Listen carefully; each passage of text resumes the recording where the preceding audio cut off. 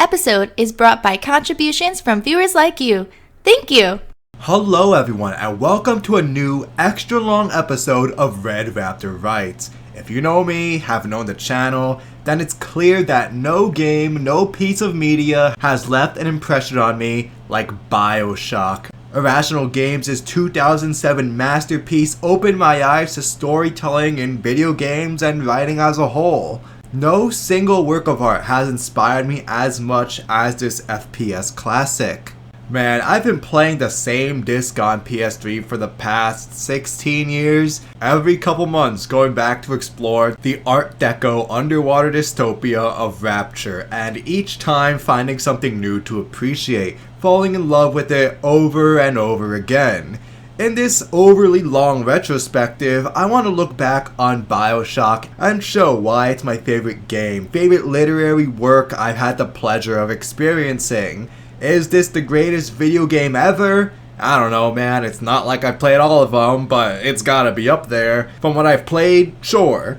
But you can judge for yourselves. What makes this title so awesome is, okay, well, a buttload of things, and while I'll try to give credit to every aspect I can, the main points I'll be bringing up are its core tenets of setting, story, and gameplay. Each of these three pillars are essential to any video game, though are near perfected here. BioShock's setting, story, and gameplay each stand strong while constantly feeding back into each other, creating an unmatched sense of intrigue, cohesion, and immersion. Now, very long-time viewers may remember how I uploaded a similar BioShock analysis for my 100 sub special many years ago. Being so old, it's in desperate need of an update since I have so much more to talk about, along with an upgraded editing style. There's also the controversial BioShock Infinite rant. I made that video, over 5 years now, which is crazy to think about. I still stand by most of what I said, though I recently left some addendums in a pinned comment just to clarify some points I felt were a bit rough around the edges. Not worth an updated 70-minute rant, just some very light tweaks. Later in 2020, my rantings received a sequel for the DLCs, also still definitely worth a watch.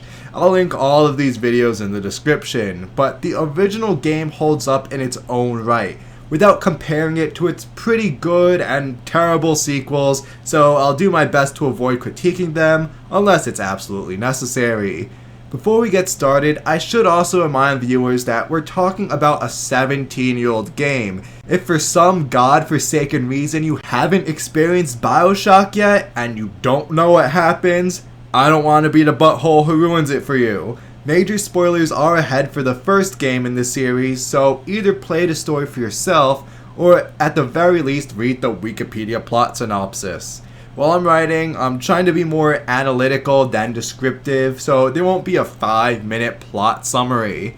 I speak with the expectation that you've already played or know what happens in this game, though I may need to describe a few things just to give us some context again. With that all out of the way, what is so good about BioShock? Why is Ken Levine's magnum opus the greatest game ever made? How do the setting, story, and gameplay all intertwine?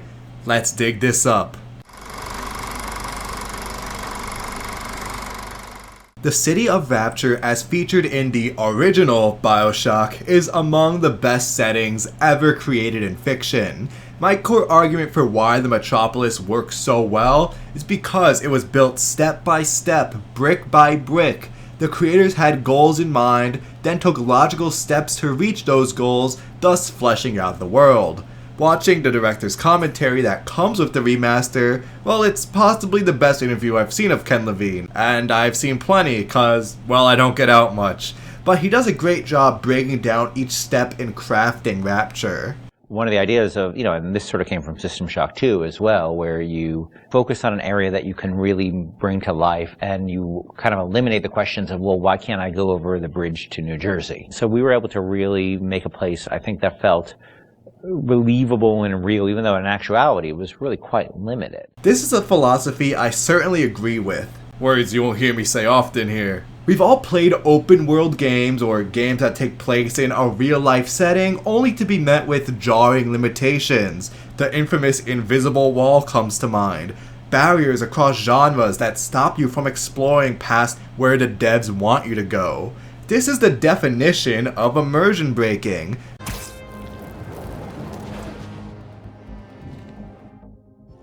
You didn't say the magic word. Please! Suddenly you're sucked out of the game to remember, oh, this is just a video game, a pile of pixels on a screen. So rather than half-donkeying it, providing a promising yet very limited world, Irrational wisely chose to set BioShock in a contained space to prevent players from feeling those artificial limitations. Now this brings up the next question: where to set this isolated, self-contained setting? Ideas were thrown around like returning to space, as was done in the System Shocks, or a Nazi science facility. Eventually, the team settled on going beneath the waves.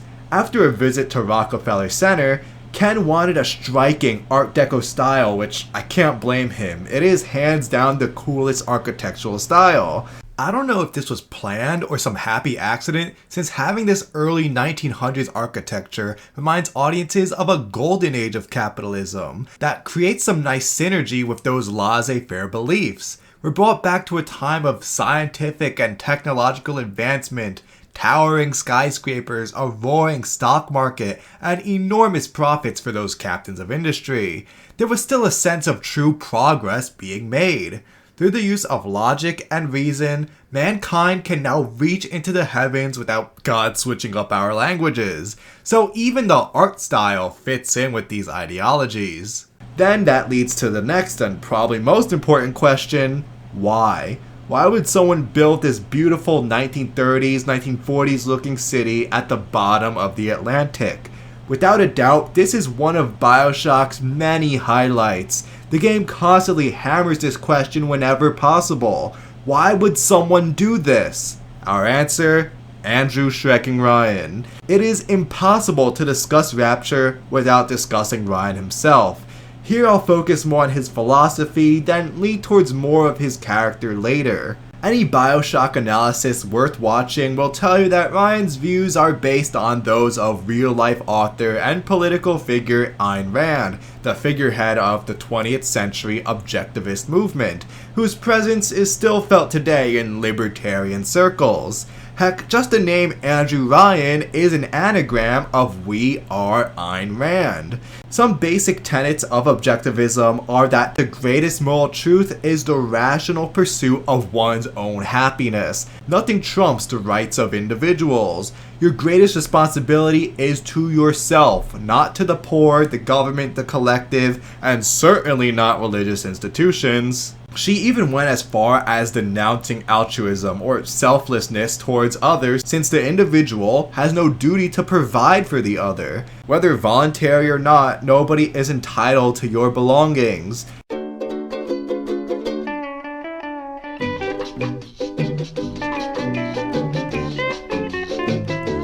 This lends itself to a very laissez-faire style of economics, where government intervention is non-existent. All of this is clear throughout Rapture. We noticed in the medical pavilion how all healthcare facilities are privately owned. There's no subsidized medicine. Heck, if you're critically injured and want to heal at a health station, you need to cough up 16 bucks. Objectivism answers other key questions going into BioShock's creation. One core piece of the gameplay Ken Levine knew he wanted was a highly lucrative resource protected behind difficult yet completely optional enemies. After many weird iterations from wandering slugs to dogs, these eventually became little sisters carrying Adam, being protected by big daddies. Often throughout the city, you'll run into these pale, yellow-eyed zombies walking around, finding corpses to stick their needles into. To prevent pedestrians from taking advantage of these easy targets, political prisoners were shoved into these metal suits and armed to the teeth, needing to protect their child for the rest of their days. What kind of society would create such abominations? Well, out of greed, some big business might. With a never-ending supply of dead bodies, why let their Adam go to waste? have a little sister drink it, then drastically multiply the supply? Why do we use plasmids, these seemingly magical powers you can shoot out of your hand? Why would they be scattered throughout Rapture for players to find? Oh, well, maybe someone was selling these for domestic and combat purposes. Without the city council to step in with restrictions on splicing your genes, companies like Fontaine Futuristics were able to make huge profits while deteriorating the minds and bodies of Rapture citizens who grew addicted to their products. You need more and more atoms just to keep back the tide. From a medical standpoint, this is catastrophic. From a business standpoint, well, Fontaine sees the possibilities. Pretty much everything you experience has some in-universe explanation that ties directly back into the setting and themes. Why are there tonics lying around that allow customization of the player's physical attributes? Well, in a highly competitive society, citizens splice themselves to gain the upper hand or improve some skill of theirs. Without a moral system to guide them, why not? Why are there weapons, ammo, and upgrade stations lying around? Shortly before the events of the game, Rapture was in a vicious civil war where most of its inhabitants were either killed or transformed into mindless, crazed splicers. The growing uncertainty and then explosion of war closed some businesses, while others got richer selling weapons. Whoever went around installing ammo vending machines during a war is a total boss. I know I just skipped over some major subjects, but we'll get back to them in later portions of the video, I promise. But as you can see, BioShock's developers succeeded tremendously in knocking down question after question until they created a world that feels coherent. There's so much internal consistency that the setting feels like a place that actually existed, allowing for a snowballing sense of immersion as the player progresses through Rapture. Going back to this ideology, why Ayn Rand's objectivism of all things? I bet most people haven't heard of these ideas, these long-winded books, or their obscure author. Why didn't the developers go with some other philosophies or views which are more culturally relevant? Aside from providing great answers to several world-building questions, there is one huge advantage. Objectivism is an ideology that celebrates man, glorifies human achievement, and views rationalism as our guide to all understanding. This allowed Irrational Games to take a magnified look at human nature. As fundamental as Ayn Rand's beliefs are to Rapture, BioShock doesn't spend all that much time exploring their ins and outs. Yes, it's certainly there, her influence is felt throughout the world, however, her philosophy is used more as a springboard to explore the flawed nature of humanity. Ryan believed that when unshackled from the restrictions of the altruistic parasites of the surface, mankind would be free to excel. Scientists wouldn't be restrained in their research, artists could create without fear of censorship, entrepreneurs wouldn't be crushed under taxes or regulations. It all sounds great on paper, there's no worse feeling than sending my hard-earned money to an incompetent government, but when left to their own devices, without restraints to keep them in check, people will happily screw each other over. I'll show you. When the chips are down, these civilized people, they'll eat each other. Frank Fontaine, the supposedly dead mobster who re-emerges to become the end villain of this game, has no qualms with getting rich from the suffering of others. He knows how destructive yet addicting Adam is, yet keeps raking in cash when his products are flying off shelves. One neat touch is how no main character has clean hands. There are no true good guys. Everyone's made mistakes, everyone's hurt someone at some point. Even Tenenbaum, who rescues the little sisters and guides Shaq out of Rapture, may very well have the most brutal backstory out of anyone. We'll get to that. Ryan is of the belief that altruism is the root of all wickedness, that when people are asked to think of others above themselves is when the worst human rights violations come. Now, there is some truth to that. We can all think of extreme demands of self-sacrifice like slavery, military drafts, collective farming, and so on. What Ryan didn't realize was an even deeper cause of human suffering, our innate sinful nature. Across all civilizations, across all time, people hurt each other, whether it be from greed, jealousy, desperation, fun, you name it. Now that human nature is put on a pedestal, this comes to bite him in the butt. My video won't serve as a deep dive into objectivism, as I don't see BioShock really doing the same. It uses the philosophy to fill out its characters and setting, however, I don't take it as overly concerned with all the details, being more interested in exploring human nature as a whole, while using objectivism as a vehicle to those ends. The great thing about BioShock that's terrible for me as I give an analysis is that it's so intertwined, so well put together that you can't mention one thing without bumping into several others.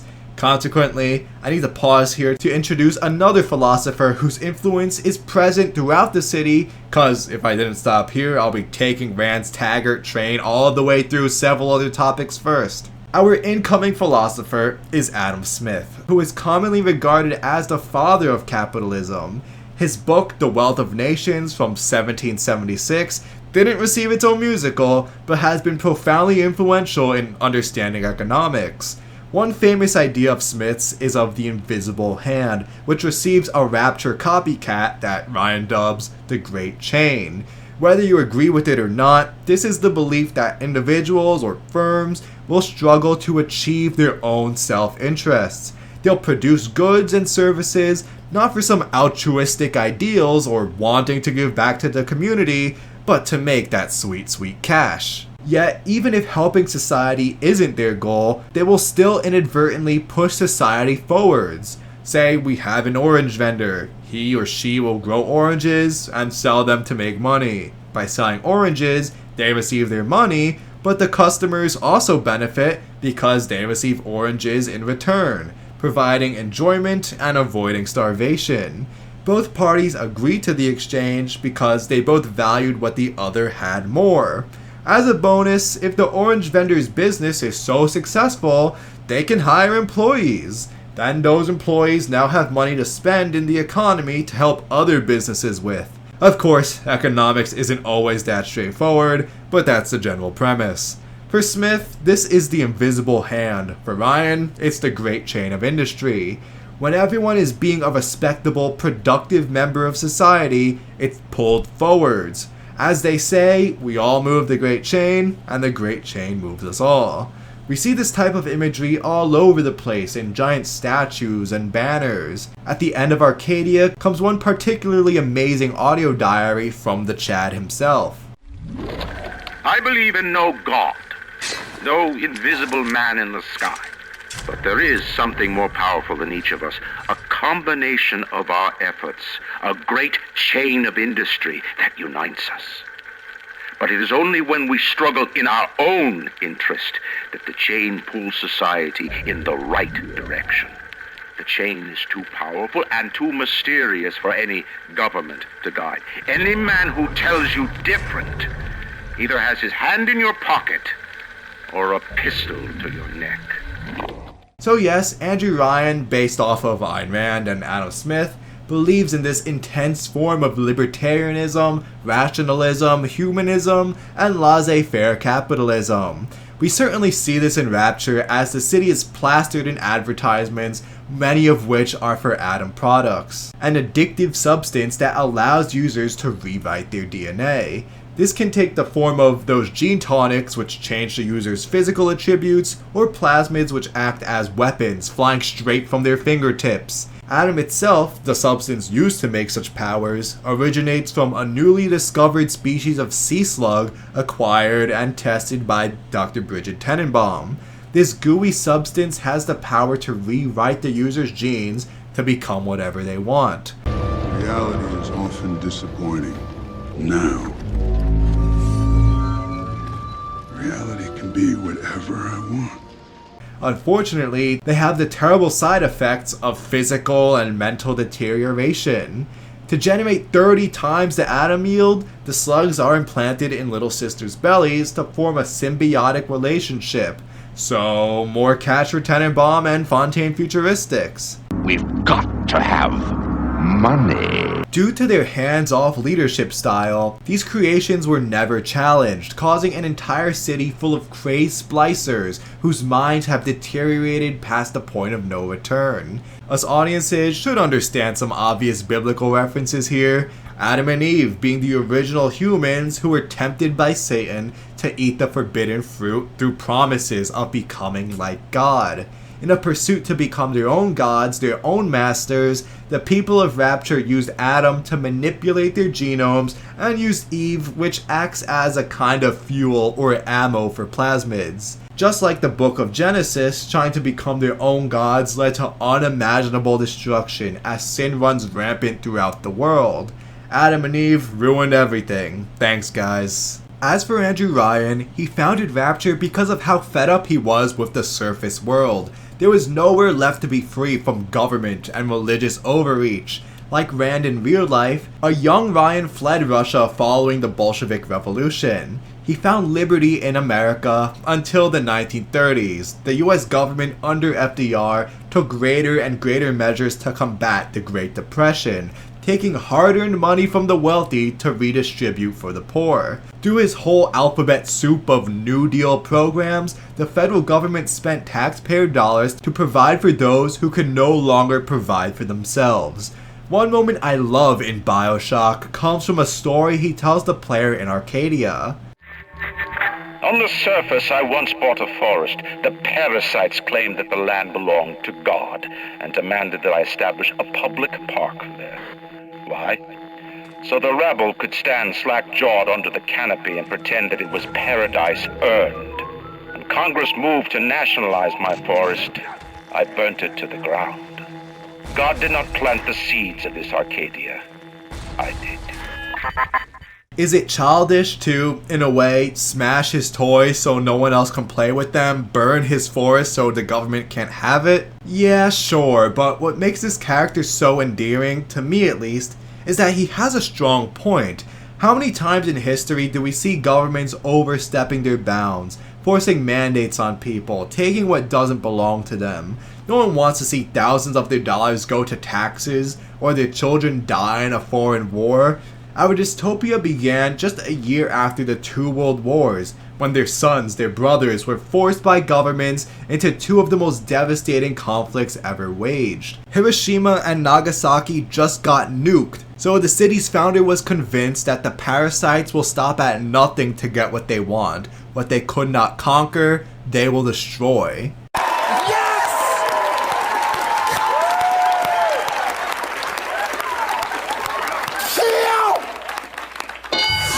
Reading from Ryan's textbook, we're introduced to two different dichotomies as he tries to define what a man is. Not biologically, but the type of person we should aspire to be. The first one is demonstrated here, a man versus a parasite. From his beliefs, a man is a good worker who is good at what he or she does. They produce from the sweat of their brow to support themselves, working towards their own interests. Conversely, a parasite is someone who doesn't work, create, or build. They don't do anything actually productive, rather opting to mooch off of true men or hold them back with their criticisms and their restrictions. The surface world was full of parasites, which is why Ryan had to leave. He needed a place where men could be free to reap all the benefits of their own work. Now, I'm not saying that I agree with objectivism and all of its principles, but there is a strong enough point that I can sympathize with Ryan.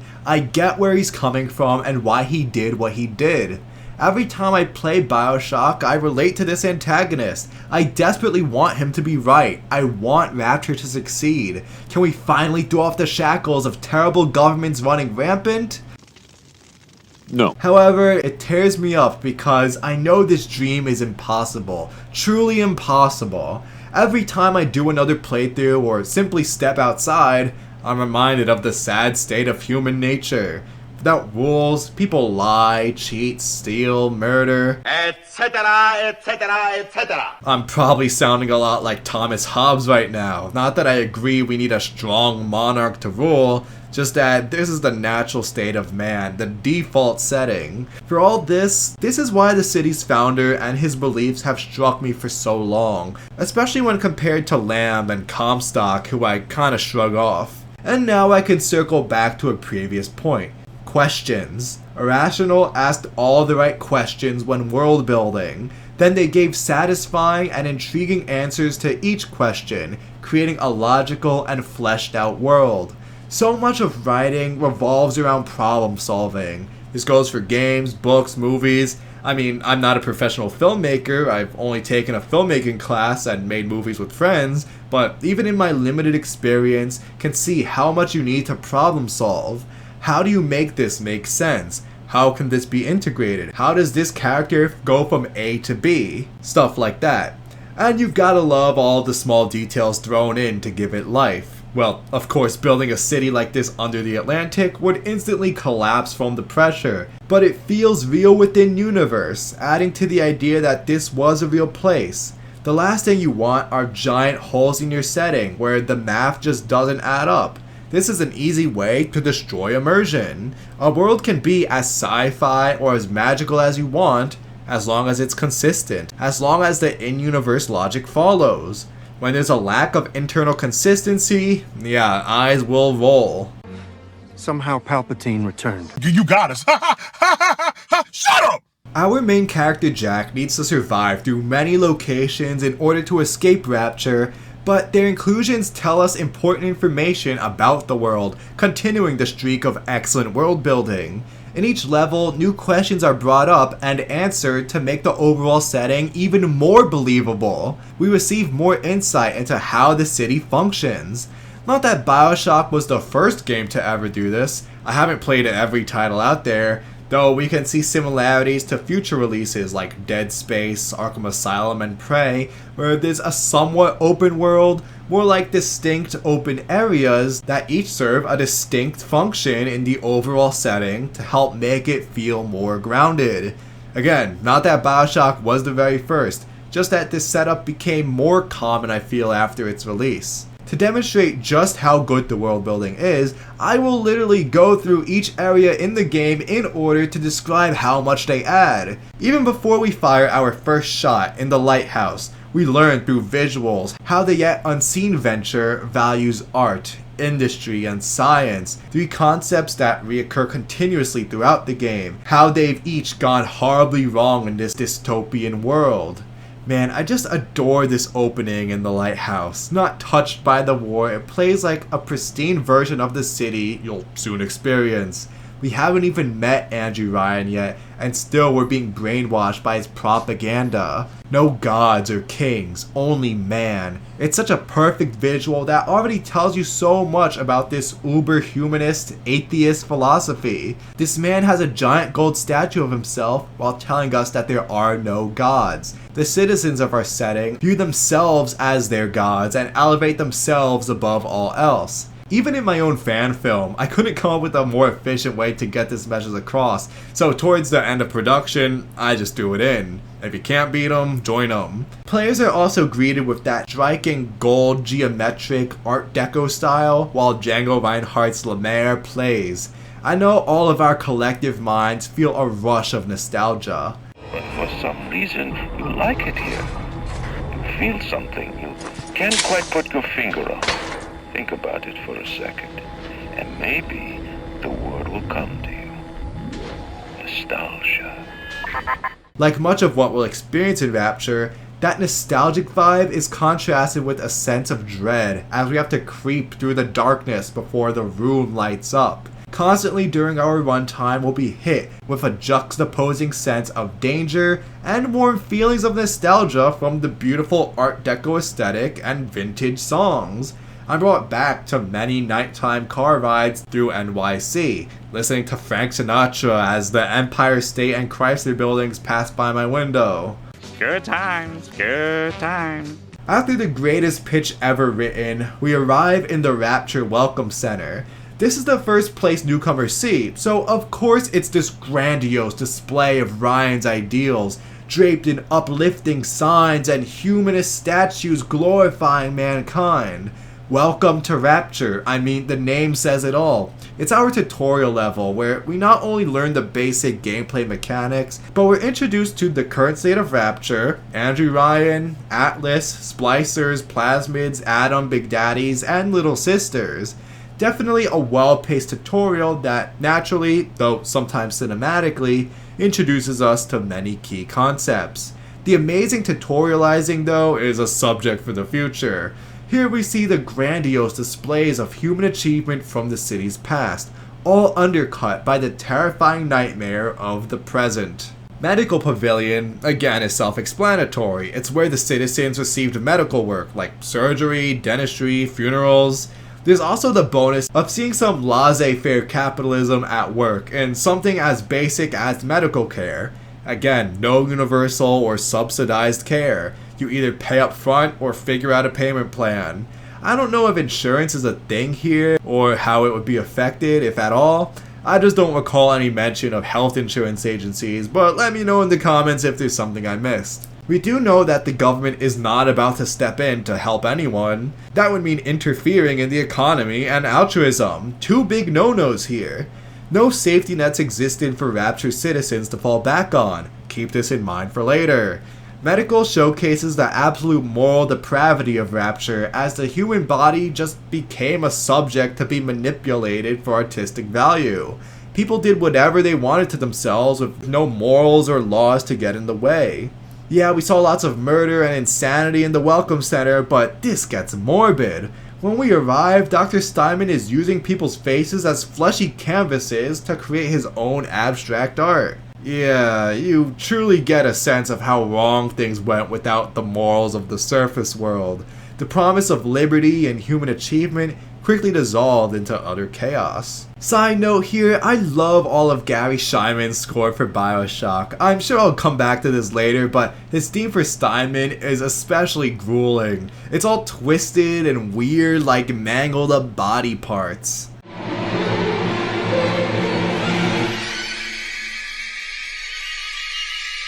Next, with all of these citizens, you have to find some way to feed them. This is where Neptune's bounty comes in. For a metropolis under the ocean, of course they're gonna be eating lots and lots of seafood. That's a lot of fish. Port Neptune is where fishing companies supply the need for fish and other sea life. Most notable is Fontaine Fisheries, which served as a front for an entire smuggling operation. All civilians chose to give up any ties to the surface, yet they still long for some items back up there, items that Fontaine can make a few bucks supplying. Although Rapture is all about their free will, free markets, and free men, one big restriction existed: not to expose it to the surface. BioShock and its backstory take place in 1960 at the height of the Cold War, meaning exposure to the rest of the world would cause Rapture to either lose its autonomy or be plundered for its discoveries by the US or Soviet Union. Ryan wanted to get away from the suicidal big government world. Here we see the city's founder start to lose his way. It's the first real sign of trouble for him. Having to deal with smugglers harshly, our leader starts to compromise his ideals by imposing a death penalty.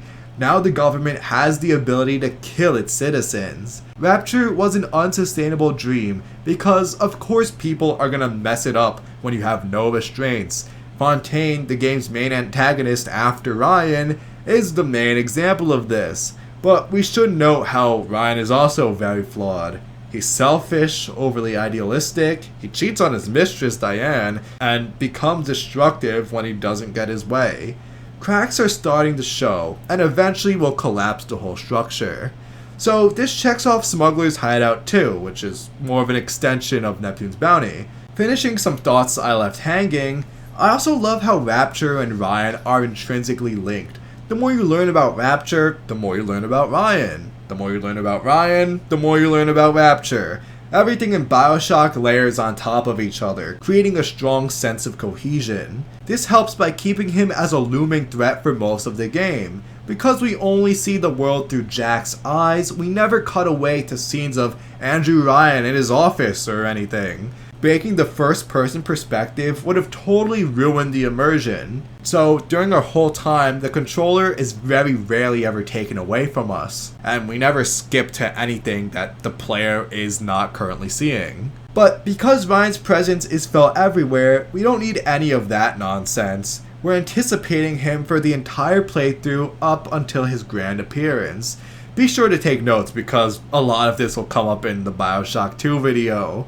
Next is Arcadia, where the oxygen problem is solved. Of course, you need air to breathe underwater, so a forest was built. A whole society would need way more trees in real life to pull this off, but hey, it's sci-fi. I'm literally shooting fire out of my hand, so this easily falls under suspension of disbelief. Maybe there are more trees somewhere out of reach that I'm just not seeing. Farmer's Market provides other food items that aren't fish because, thank God, fish taste disgusting. Stop serving me salmon, Mom. The bears need to eat too. On our trip here, we noticed fruits, vegetables, honey, and wine being produced for inhabitants to enjoy. At this point, much of it is rotten, though still fun to smash. Goodness, that's a ton of world building, but I'm not done yet. Not even close. This is only the halfway point. Ever wondered what people in an immoral society do for fun? Probably visit clubs, admire dead bodies, or get plastered. That's where Fort Frolic comes in. Next, you may wonder, how is Rapture powered? Nobody's allowed to import fossil fuels, and at the bottom of the ocean, solar and wind power are off the table. Funny you should ask. Here's Hephaestus, a geothermal power plant that uses volcanic vents on the ocean floor. Epic, man. Whoever was writing this clearly thought this stuff through. Details like this actually get me to believe that Rapture's a real place, even if it's only for the time a controller's in my hands. Once again, I gotta interject with that score. Shyman's The Engine City is a chef's kiss to top it off. We're still getting those eerie, stressed, high-pitched strings, but this time coupled by very industrial sounding brass and percussion. There's like this metallic banging. I don't know, man. It's just perfect.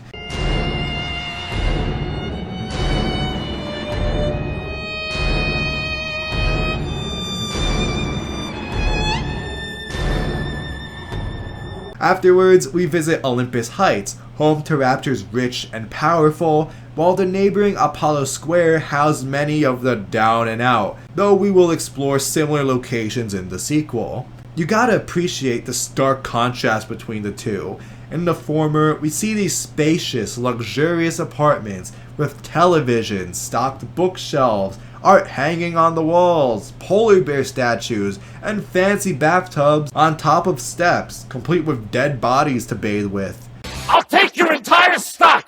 Soon after, once you make it to Apollo Square, the situation is dramatically different. Trash, debris, and those classic never-ending fires line the streets. Residents didn't even get rooms, instead living out of luggage bags, sleeping together in bunk beds.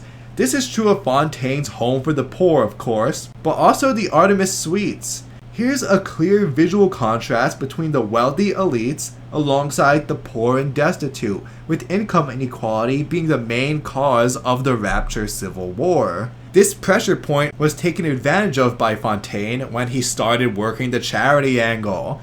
Once he faked his death, as Atlas, he also took advantage of the situation to create an army in Apollo Square using the poor and the destitute. Our last major area, Point Prometheus, used to be a museum research center, though has since been converted into a plant for the production and testing of Big Daddies and Little Sisters. In it, we witnessed much of the conditioning that went on to manipulate innocent little girls into these weird freaks. One bit I love is a literal Skinner box segment for the girls, where if they push the button for a Big Daddy, they're rewarded with snacks. But if they want mommy instead, they're shocked. In BioShock, no level goes to waste. Every area, every room draws us deeper into the world of Rapture. Even if this is a fictional city, to us audiences, it still feels like it could exist. When creating a setting, you want players to believe that it still functions when they're not around, or at least it did at some point. So many questions are answered about the setting, how it functioned, how the public thought, what people did, how life was for those living there. Rather than being on a set, we're in a real world where every corner, every detail contributes to the immersion. All the right questions were brought up and then knocked down in a satisfying, believable way. If BioShock is renowned for anything, that would be its unforgettable story and mind-blowing twist. Plenty of awards showered down from the gaming media to praise what I will call, at the risk of sounding pretentious, a life-changing experience. Now, when watching reviews of movies and video games, I either click away or fast forward during the plot summary, cause, well, I've already played the game a gazillion times. And I'll be bold enough to assume that if you're watching a god knows how long analysis, then you've played it too. So again, I'll spare you the full plot summary. Instead, I'm more interested in the storytelling techniques implemented here that bring it all together. One easy compliment I can give is the pacing. BioShock's story is divided into 3 clear, digestible acts that take up an even-ish amount of screen time. Act 1 sees Jack unite with Atlas to save his family. After they're killed, Act 2 is about our protagonist making his way to Ryan in order to kill him so that they can escape. And Act 3, after Fontaine's big reveal, is him trying to attain freedom and kill Fontaine. Each one is about 4 to 5 levels and takes about that many hours. So it's quick and it's snappy. You're never stuck in one place for too long. You feel as if the plot is progressing. It may sound obvious to follow some kind of 3-act structure, but you'd be surprised at how many titles mess this up. It's a clear advantage the original BioShock has over its sequels, which both have very short first and third acts, yet a ginormous second act that takes up the vast majority of the runtime. I'll expound upon this when I re-review BioShock 2, but it didn't feel like you were making progress since most of the game was trying to complete one objective while being stalled, finding Eleanor. I'm stalling. Yes! Stalling? Stalling! Stalling. In the first game, yes, there are clear setbacks and moments of stalling, but you still feel as though progress is being made, like you're actually accomplishing your goals. That way, you're reinvigorated for the next act. Maybe you feel differently, but after completing Lord knows how many replays, I never feel that the plot is dragging. There's never been a moment of, ugh, I have to do this part again. No, I'm always having fun, always enjoying the plot point I'm at. There have been plenty of great twists and turns in the history of gaming, but BioShock still stands head and shoulders above the rest. Why is that? How did 3 words leave such an impact? Well, there are a few reasons for that. Firstly, Irrational struck the perfect balance when revealing their hand. The amount of information you give to the audience beforehand plays a vital role in its impact. If you reveal too much, then audiences will see it coming and be bored. How many times has this happened to us? Where we or someone else guesses a twist coming and it totally ruins the experience. It could always be a lucky guess, but more often than not, the foreshadowing is too heavy-handed. On the other extreme, a creator may withhold all information pertaining to the twist out of fear that someone will guess it. This is equally disastrous because when the big moment arises, audiences will be more confused than anything else. The weight of the moment won't land since everyone is too busy scratching their heads to be emotionally invested.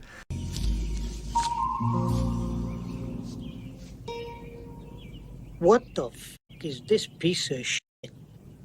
BioShock perfectly hits that sweet spot right in the middle where there are enough breadcrumbs to follow that an observant gamer may be able to piece together what's actually going on, yet this is very unlikely. I have yet to ever hear of someone predicting any parts of the big reveal. Hints were given, but nothing to show their hand too early. For instance, you may find posters for Cohen's Patrick and Moira play, but does that reveal Atlas to be a criminal mastermind who faked his death and is mind-controlling you to take over Rapture? No.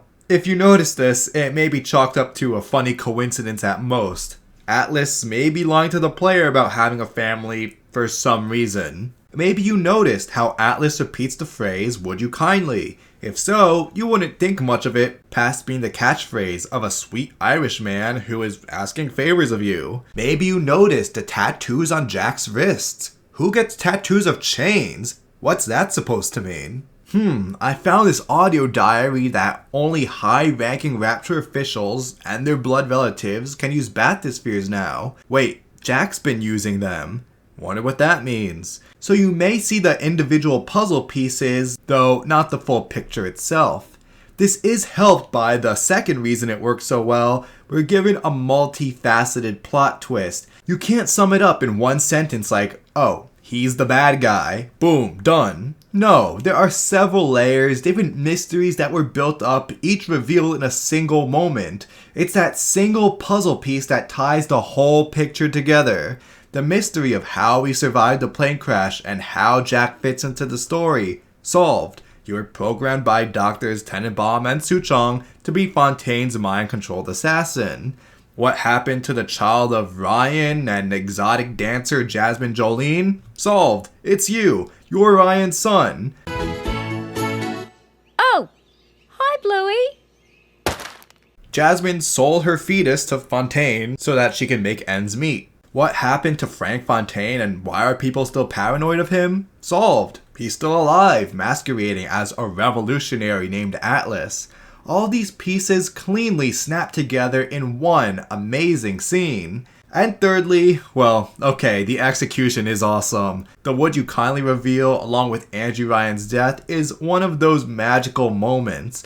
The writing, voice acting, visuals, and musical score all go so hard at once while your mind is being blown. Both Armin Shimmerman, the voice of Ryan, and Carl Hanover for Atlas and Fontaine give this scene their all. Plus, I love this little bit from Atlas right after the reveal, before he even outs himself as Fontaine. Hurry now! Grab Ryan's genetic key! Now would you kindly put it in that goddamn machine? It's such a slap in the face. Like we finally know the jig is up, but he hits us with the facade one last time.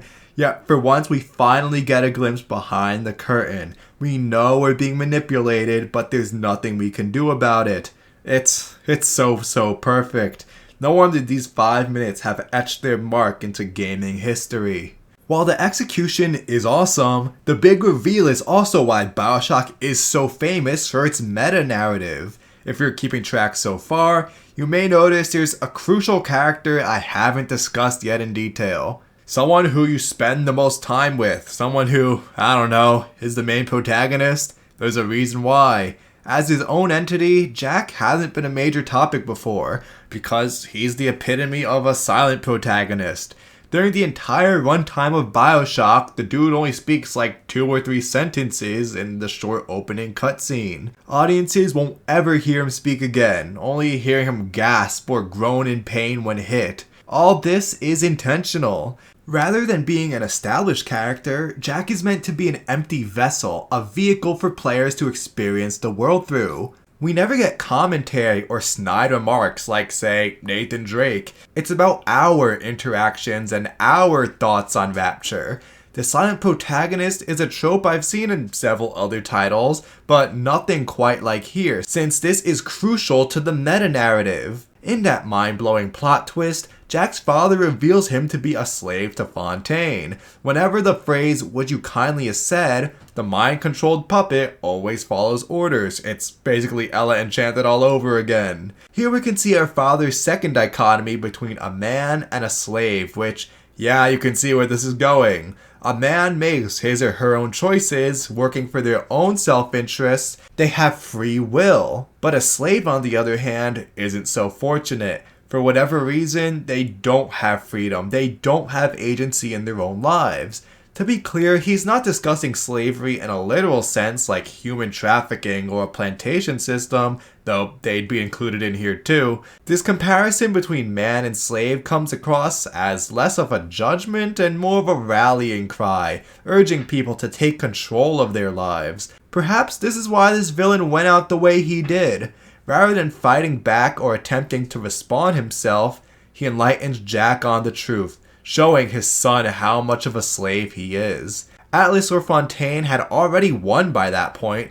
Ryan couldn't fight his own son even if he wanted to. It's possible he wanted to snap Jack out of his mental conditioning. Maybe he just wanted one last big flex, standing up against the parasites trying to take his work. I've also heard that Ryan viewed this as retribution for his past actions. He realizes how far he's gone and wants to enact justice upon himself. One of these can be true, or all of the above. Parts are left up to interpretation, though it is still a powerful moment nonetheless. At this point, the writers are making a commentary on the nature of video games themselves. Us players are so used to completing objectives, often laid out for us by some guiding friends. We're going through the gameplay in order to complete a goal. In doing so, we may not question why we're playing, why we're fulfilling someone else's objectives. The developers just told us to. Win this one because I told you to! Because you told me to! BioShock mocks us for mindlessly following tasks, mocks the typical video game gameplay loop. As it turns out, we had to follow Atlas and all of his suggestions because Jack was being mind controlled along with us the players, because in this game, we are Jack.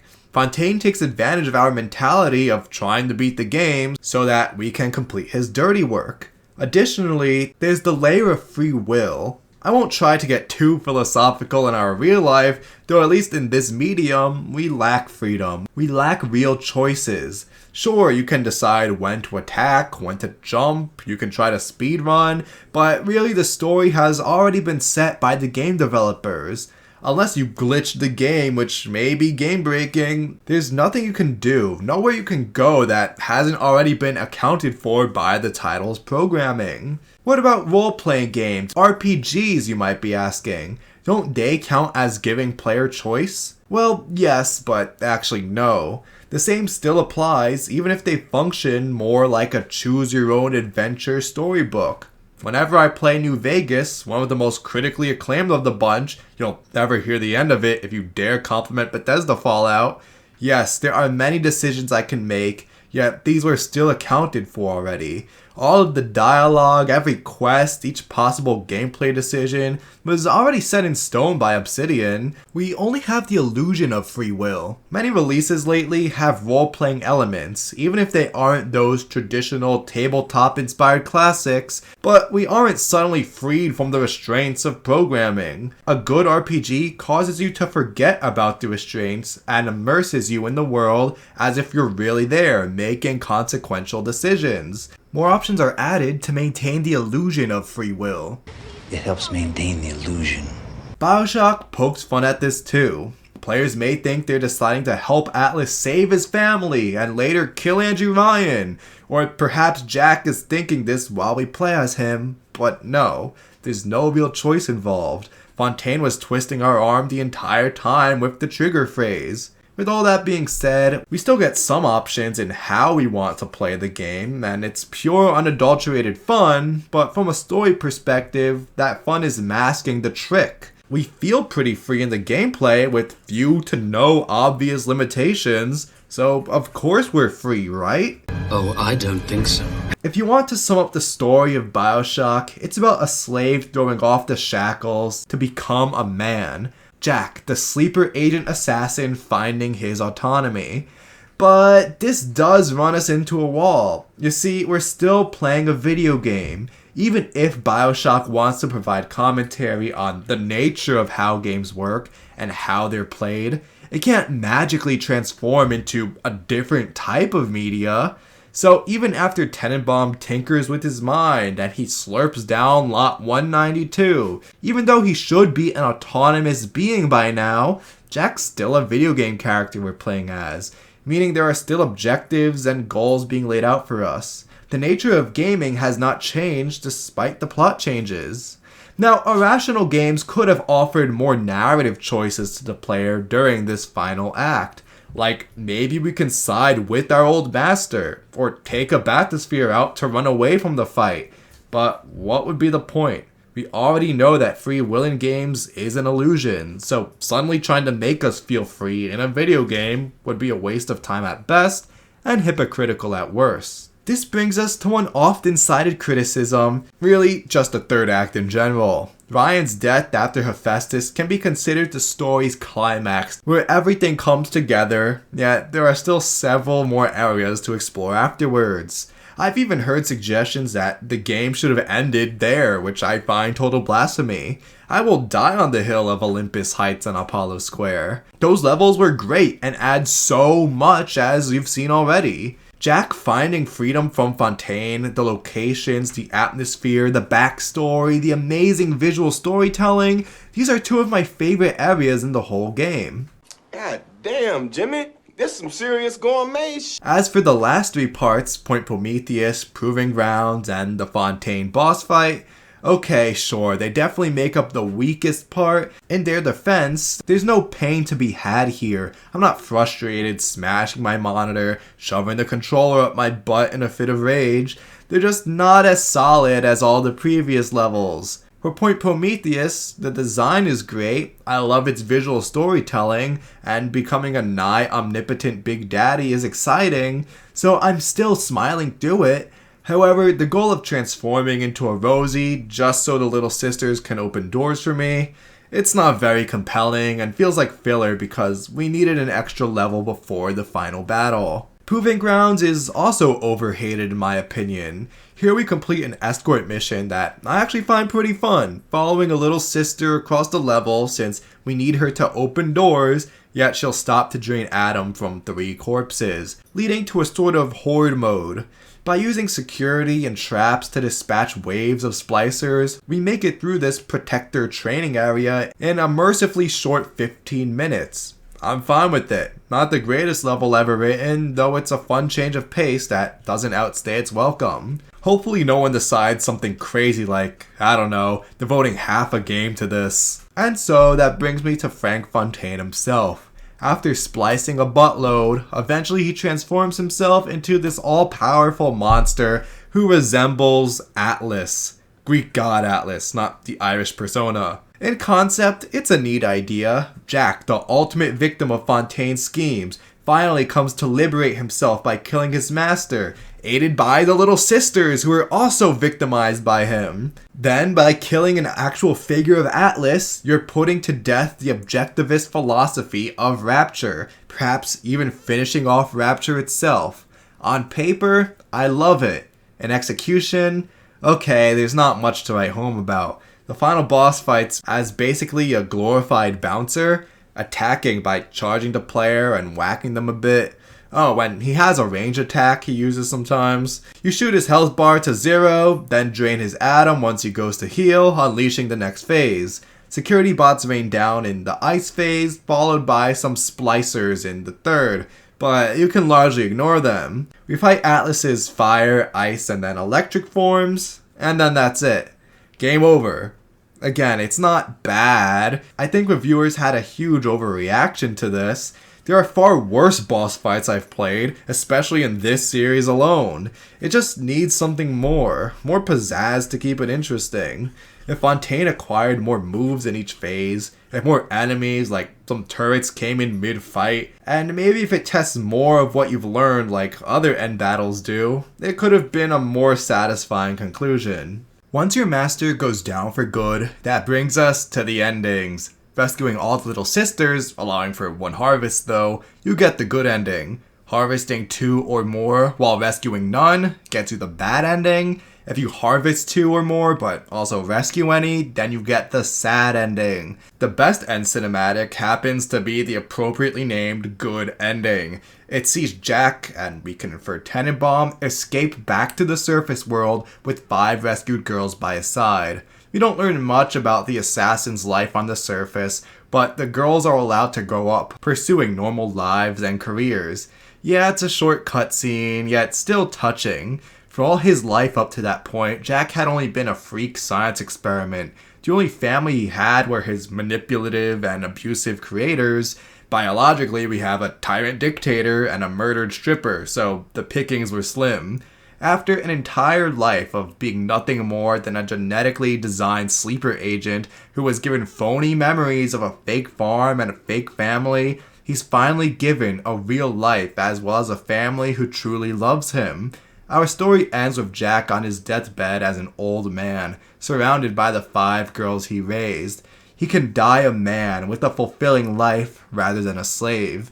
I wrote a blog post a while ago about why I f***ing hate video games, because this is what it does. It appeals to like the male fantasy. What was your reward? You never said. But I think I know. A family. Maybe at the end of like a 15-hour game, you'd expect more out of an ending, but it's all it needs to be. Our protagonist receives a happy and satisfying ending that brings his story arc full circle.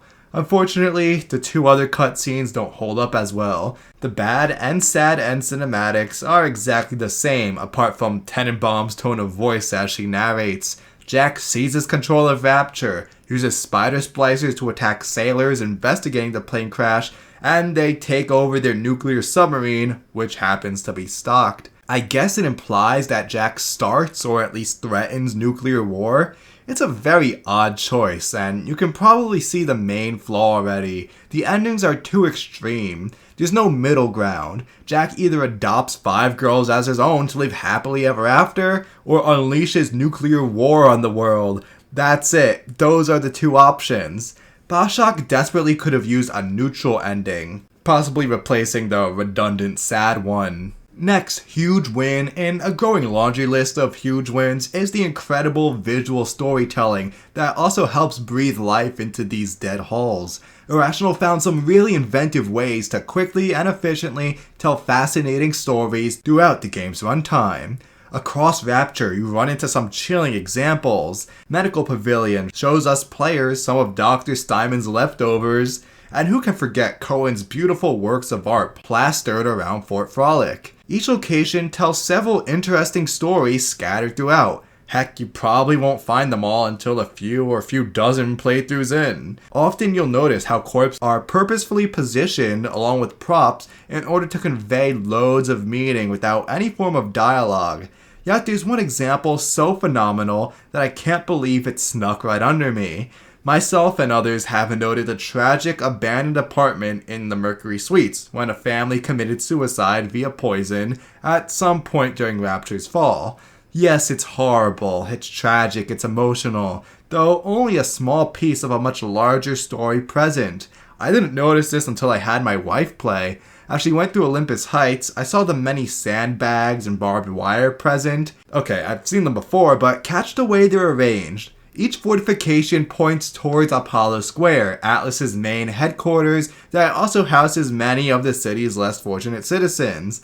Olympus Heights, being better off, is still loyal to Ryan and defending themselves from the lower class army. As you journey towards the Mercury Suites, you see how the defenders got pushed further and further back with more fortifications closer and closer to the residents. Eventually, Ryan's forces were overrun. The rebels bursted into some apartments where they had full-on shootouts as some tried to make heroic last stands. This family we see here knew death was at their doorstep, so they took their own lives. Gosh, all the visual storytelling here is insane. Also on our list of techniques, we have the audio diaries. I cannot articulate enough how much these little devices add to the story and the setting while we find them through the gameplay. Audio diaries were carried over from System Shock and have since become a gaming staple, yet nobody's quite been able to capture the same magic felt here.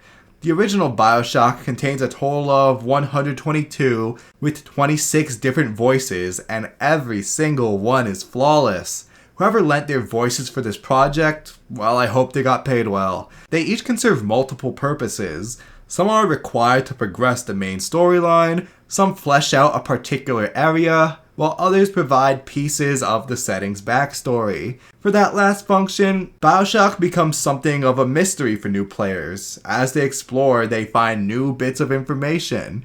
Then, over time, as more and more of these recordings are collected, they're able to figure out what was happening in this city, what caused Rapture's downfall. Even after all these years, I still enjoy exploring to find the many pieces of the story. The sequel carries these over and uses them tremendously. I can't wait to talk about those. Another technique also carried from the System Shock series is the hallucinations experienced by the player character. Ghosts linger in Jack's mind due to splicing. Since Adam gets recycled around the city, human memories are transferred from one plasmid user to the other. What you're seeing are the past memories of Rapture's people. Seeing ghosts gives us some unique insights into daily life, letting us glimpse back into the past to witness life in the world firsthand. Once again, this technique helps bring the setting to life. Dang, I know this isn't a BioShock 2 critique video that'll come eventually, but I wish the ghosts made a return. Their absence is certainly felt, leaving a small hole in my heart. I've heard arguments like Delta is bigger and stronger, so plasmids have less of an effect, or something along those lines. But you're really gonna tell me that being stacked with 8 powers at once can't even impact Subject Delta the way they do to Jack with just Electro Bolt? Also, have you considered, I don't know, just writing BioShock 2 differently? God didn't come down with the lore book and say it has to be this way. Anyways, mini rant over. During our journey throughout the world of Rapture, we meet many unforgettable characters, the spliced and the sane alike. Not everyone totally hits it out of the park, but not everyone has to. As long as they serve their role in the story well, which they do, I'm more than happy with them. I'll go over the unspliced people first, then loop back around for the crazies. Sound good? Whenever I return to BioShock, yes, I'm spoiled by all the wonderful, amazing things, but I still want to spend time with the characters again, whether it's picking up all of the audio diaries or hearing Atlas's soothing Irish accent over the shortwave radio. There's something here that keeps pulling me back. Something that works so well throughout this game is how, at least for the major personalities we come across, there are no pure good or pure bad guys. Instead, we're mostly greeted by people like you and me. We all make good and bad choices throughout our lives. Well, some tend to skew more towards one side. Or maybe some of us have been put in compromising situations where we had to make difficult choices. We see characters grow and change as we progress through the story.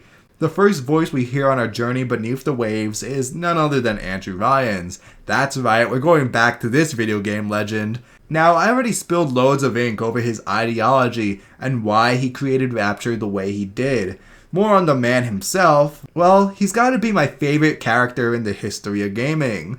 Keep in mind everything I said before about how the man informs the setting. Rapture was made with his philosophy, casting a giant shadow over every inch. Ryan is Rapture, and Rapture is Ryan. Bookmark that for the BioShock 2 video, we'll come back to that. And yeah, Armin Shiverman provides an amazing performance with a varied range from the grand speeches to sober introspection. Rapture will return.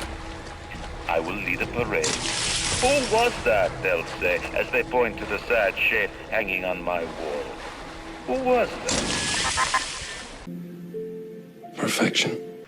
Every line spoken is like honey being poured down my ear holes. But really, much like the others, his strength is how three-dimensional he feels. Earlier in the backstory, Ryan feels like a genuine visionary who is setting off to bring his beliefs to life. Agree with him or not, it's honestly impressive what lengths the dude's willing to go to in order to achieve his goals. You feel like he, honest to God, believes in objectivism. When early opportunities arrive for him to take more power for himself, like imposing government regulations on Fontaine's growing plasmid business, Ryan rejects it. Can he be a bit childish? Sure. Burning down your forest so the government can't take it? Yeah, I can tell he's not just being selfish. There's a sincerity there. People tend to have selfish and selfless reasons for our actions. We may convince ourselves we're doing something good, but deep down there is part of us doing it for ourselves. As Ryan progresses, he becomes more and more selfish, making more overtly self-serving plays rather than focusing on the good of the city or staying ideologically consistent. Though he does pull some explanation out of thin air to put on the appearance of doing the right thing, maybe he could convince himself, if no one else. I love how in moments where he does go against his own beliefs, you can hear the struggle back and forth in his mind as he slips further into temptation. We were to modify the structure of our commercial plasmid line as you propose, to have them make the user vulnerable to mental suggestion through pheromones. Would we not be able to effectively control the actions of the citizens of Rapture? Free will is the cornerstone of this city. Thought of sacrificing it is abhorrent. However, we are indeed in a time of war. If Atlas and his bandits have their way, will they not turn us into slaves? And what will become of free will then? Ryan grew more and more unhinged with new orders and mandates to combat the growing threats from Fontaine. Things only got worse after the mobster's supposed death, when the new working class figure Atlas arose to begin a civil war. Smugglers and enemies of Ryan were hanged, Bathyspheres were locked down to everyone but the political leaders. A curfew was enacted to keep people in their homes. Public assemblages were limited. One final move came in the form of mind control, lacing plasmids to make the users vulnerable to a mental suggestion. The objectivist, libertarian idealist descended all the way down to essentially enslaving the splicers of Rapture. Look how far we've come. Andrew Ryan knows he went too far. He knows he betrayed his own beliefs, but at every step he convinced himself that these actions were the only way to save his city. I've seen different perspectives in the past. One might blame Andrew Ryan for the fall of Rapture, since he turned away from his original laissez-faire small government beliefs. By embracing more big government policies, he pushed Rapture further into its demise. On the other hand, perhaps Rapture was doomed from the start. By taking the reins off of people and celebrating human nature and human achievement, it was bound to go downhill. In this laissez-faire economy with no guardrails, it was inevitable that bad actors would run amok. The latter interpretation is what I'd go with. Of course, someone would come along to take advantage of the situation, that someone being Frank Fontaine. Although Ryan could have reacted differently than becoming a full authoritarian dictator, he still had to take some action eventually, but only acted, arguably, once it was already too late. At the end of the day, Andrew Ryan was a true visionary and pursued his plan to save humanity from the suicidal world of the surface. He truly gave it everything he had, building an entire city governing under his philosophy, but it was doomed to fail from the start. From where you're kneeling must seem like an 18-carat run of bad luck.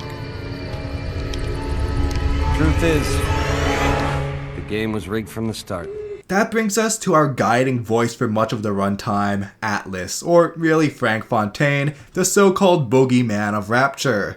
He and Ryan are really two sides of the same coin. Rapture's founder being an idealist who believes this to be a place where any honest person who works hard can become successful.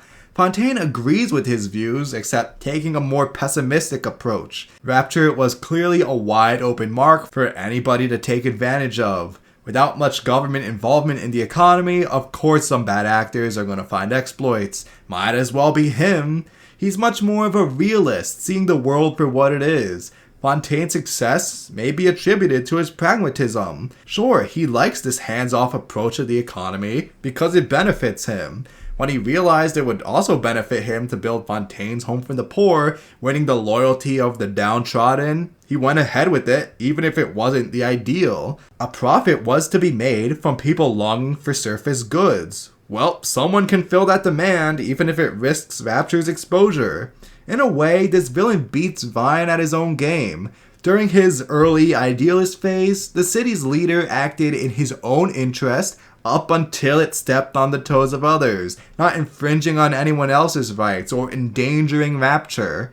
On the other hand, Fontaine can act selfishly and not give a crap who gets hurt. We may point to many of the mobster's actions as evil, murdering countless civilians, especially those who turn on him, getting most of the city hooked on his drugs, turning orphan girls into zombies, and enslaving an unborn fetus to turn into an assassin.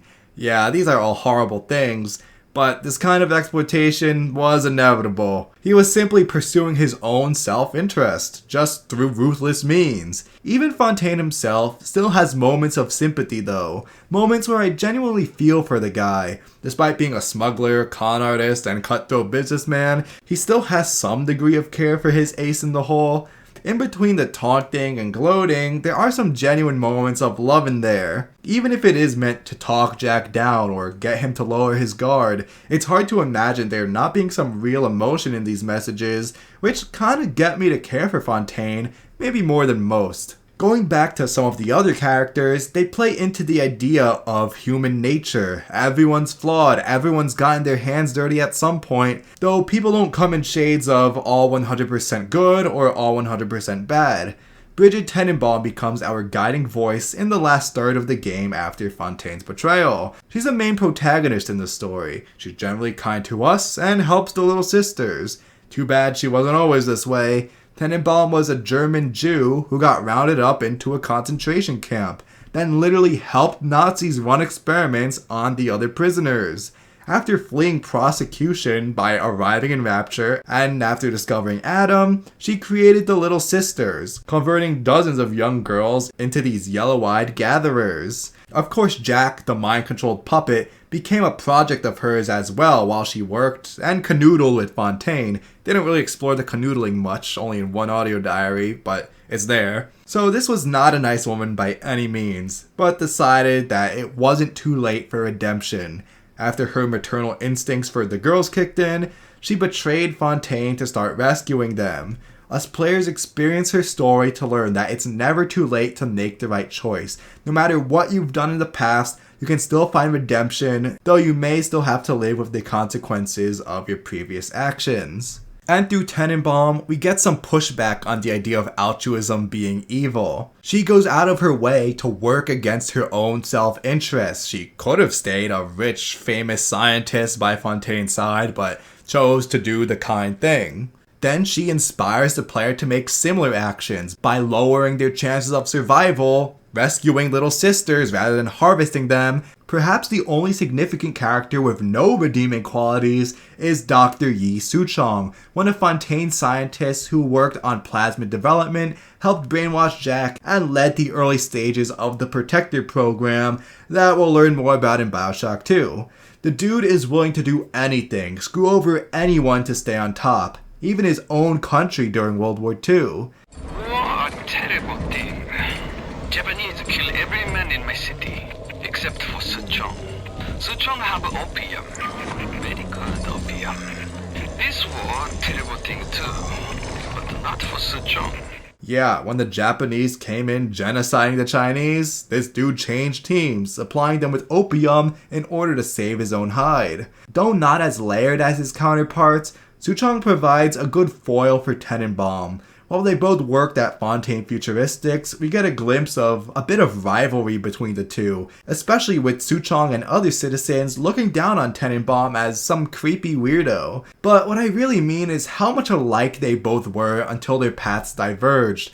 During World War II, both scientists betrayed their own people, actively aiding the Axis powers in their respective genocides in order to preserve themselves, advancing their own interests.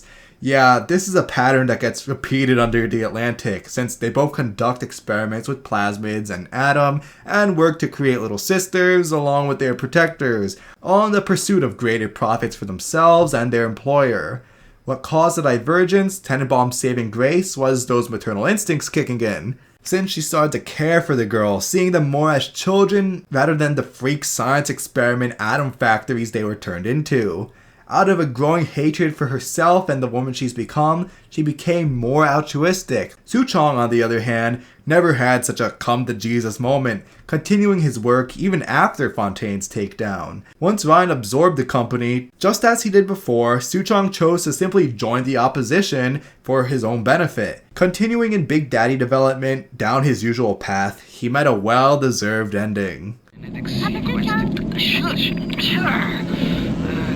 Sequence to allow for... Get away, you filthy little shit! What? What are you doing? Get back! Get back!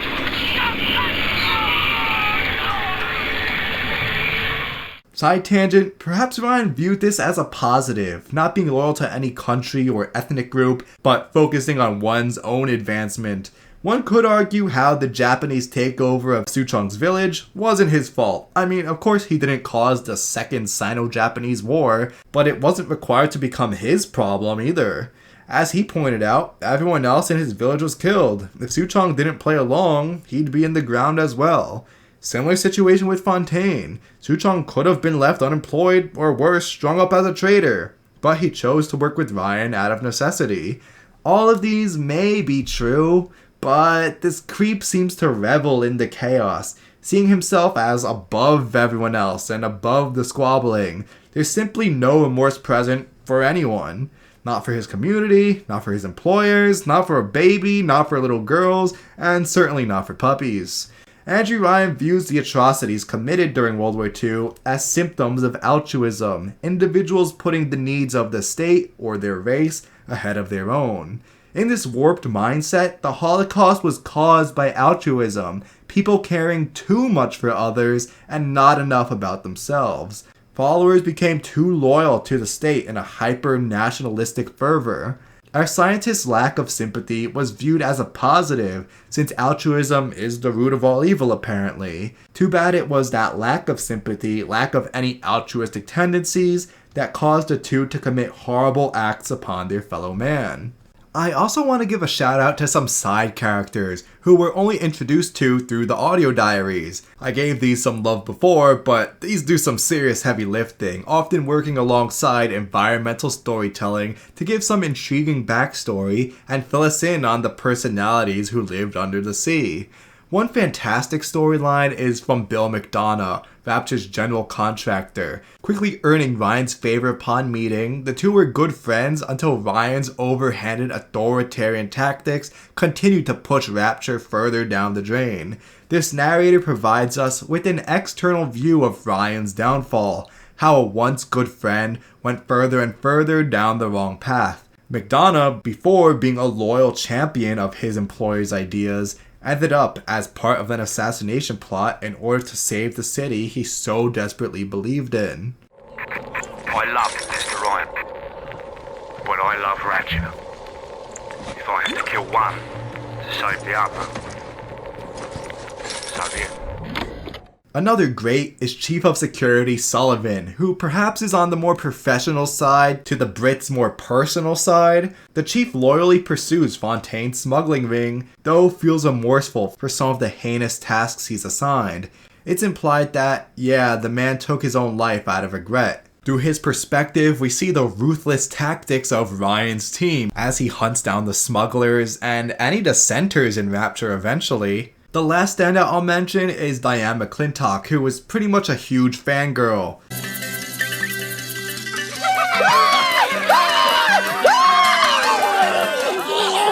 Once Ryan's mistress, she goes on a journey after getting her face blown up on Atlas's New Year's Eve attacks, meeting and possibly becoming infatuated with Steinman, then joining up with Atlas's crew. This side character gives us some insight into the founder's personal life, and later we hear more about Atlas's rebels in Apollo Square. Additionally, BioShock gives some one-off audio diaries or even shorter stories about some rando citizens to provide us flavor text, teach us about everyday life, how the average citizen is impacted by the world or the events happening around them. Darling Masha, we don't know what has happened to you. Ryan's men have taken you away and said you are needed to save Rapture.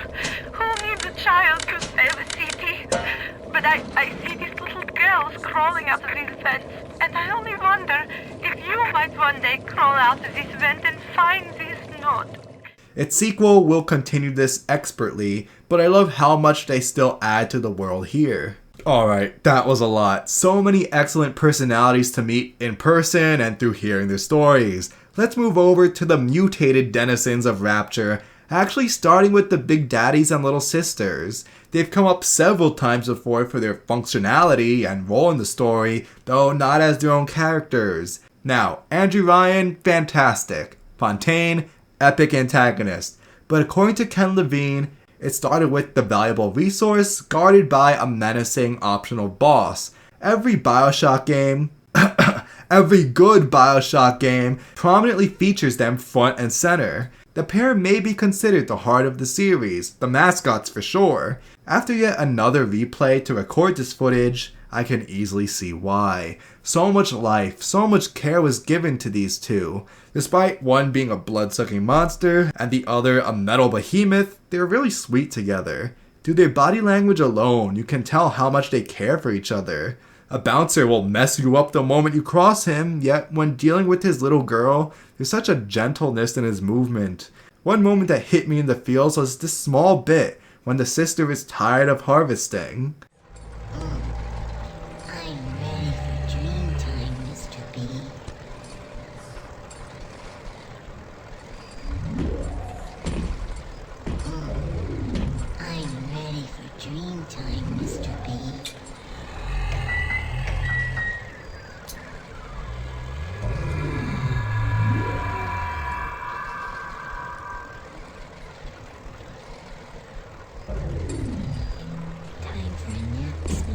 On top of that, it's so sad when all the gatherers in a level have been dealt with, but since Big Daddies infinitely respawn, they'll still be patrolling the level, checking the vents. You can feel the frustration and loneliness when no one crawls out. Gosh, the visual storytelling in this game is amazing. Instantly, you understand the bond between the two. However, the sound design here kills it too. Protectors, when wandering around, give off these long groans. Then they'll give off loud roars when attacking, though when they're with their other half, we hear these deep, soothing rumbles, almost like cooing. Little sisters are walking around with glowing eyes and a slug in their bellies, yet beneath the creepy exterior are still children deep down, which I'll admit also adds to the creepy factor. I don't know what it is about young girls that's so eerie horror franchises keep using them. It's a fun juxtaposition though, seeing these happy little girls skipping their way through a crumbling nightmare. Unfortunately, all good things must come to an end.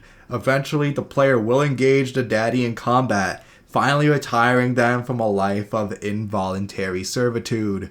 These are touching moments cause you know they did nothing wrong. These brutes would have left you alone if you left the pair alone.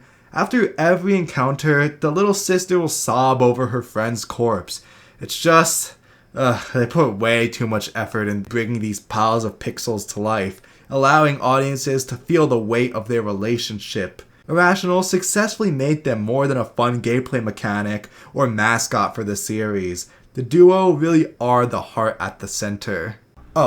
Just another quick side note before we continue. It is worth clarifying that Little Sisters were created first, and after it was decided for them to receive protectors.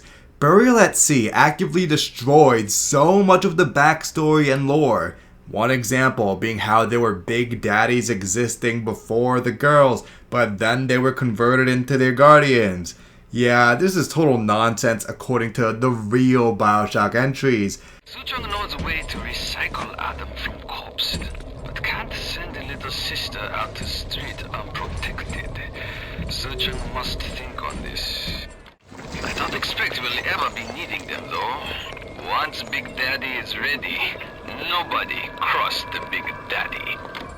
We must find a method of conditioning them against abandonment of the little sisters. Something physical, possibly even lethal. The lab aides are starting to call them Big Daddies. Perhaps there's some genius to that. Bonded pairs, connected by a love that kills. Now, here is what the children tell me.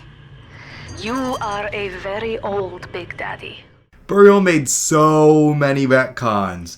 In my rant, I counted over 50, and more were added in the comments. So don't mind anything from that garbage DLC. Big Daddies existing before the fall, Elizabeth triggering several key events, established characters being totally incompetent, and Jack as some foreseen savior chosen one. It's all nonsense. The Protectors and the Gatherers are great and all, but the main enemies we fight most often throughout the game are the Splicers, the once normal, industrious citizens of Rapture, now turned maniac. I might be getting ahead of myself with some gameplay elements here, but there are 5 types we come across on our journey. First are the basic melee-wielding thuggish splicers. Second, we fight gun-wielding, bullet-tanking leadhead splicers.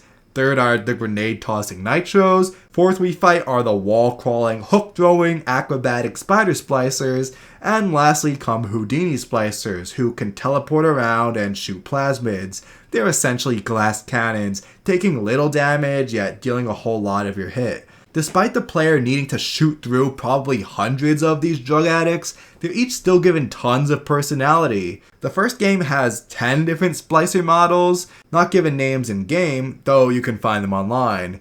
Each one comes with their own voice lines and pretty much their own character as well. Baby Janes skulk around corridors crying about being talented and wanting fame despite the city's obvious decay.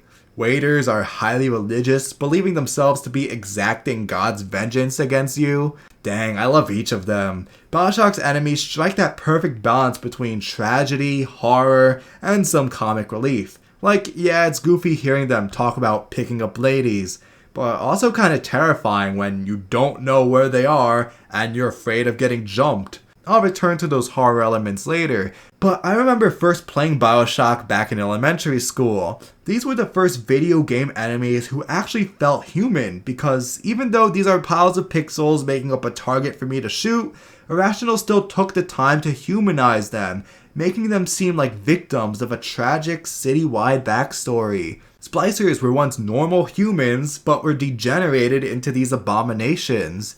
In every other video game I played at the time, enemies were just enemies, obstacles to blast my way through. Here, so much love and attention is given to even the overlooked average foes.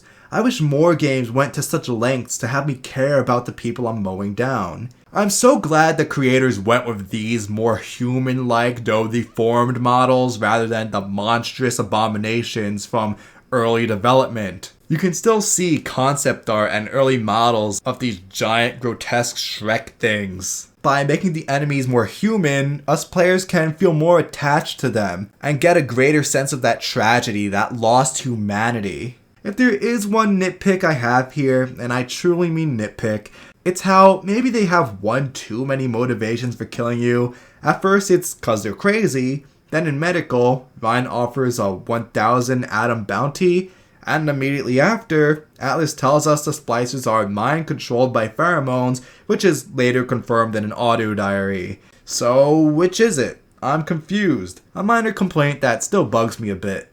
The first real area boss we face is Dr. Steinman in Medical Pavilion. I pretty much covered most of what I wanted to before when analyzing what we learned from this setting. Not my absolute favorite boss, but he works really well where he is at the climax of the second area. Seeing a crazed plastic surgeon who mutilates people for sick kicks is a perfect follow-up to our introduction, because we've come across splicers before, but nothing this morbid. With the Doctor, we have a perfect example to show just how depraved the inhabitants have become. It's clear to us that splicers aren't only crazy, no, they're committing unspeakable horrors against one another. A neat touch that also helps with the world building is Steinman's perfectionism. Rapture's citizens have Adam. They can change their genes to look and to be however they want. With such unlimited potential, there's no reason for everyone to not be the hottest person alive. Now that perfection is achievable, he's going insane trying to create it. Too bad splicing causes mental and physical deterioration, so before long, Adam users will go from this to this. Next up, we head to Neptune's Bounty to visit Peach Wilkins, which, before I start, isn't it weird how Bendy and the Dark Revival literally stole this plot point? There's a locked door the player needs to get past. It's guarded by an enemy character who wants 3 pictures before he lets you in. Once you deliver the photos, the door is unlocked, but the enemy betrays you. Wow. We know they take inspiration from BioShock with the Wrench, Fontaine Nod, and Andrew Ryan lookalike, so I guess when they run out of ideas, they just lift levels straight out of BioShock. Lame. Anyways, yeah, Wilkins isn't all that awesome. I don't know anyone who was raving about this character when the credits rolled. Yeah, he serves his purpose well enough, I suppose. Really, he's here to teach us more about Fontaine.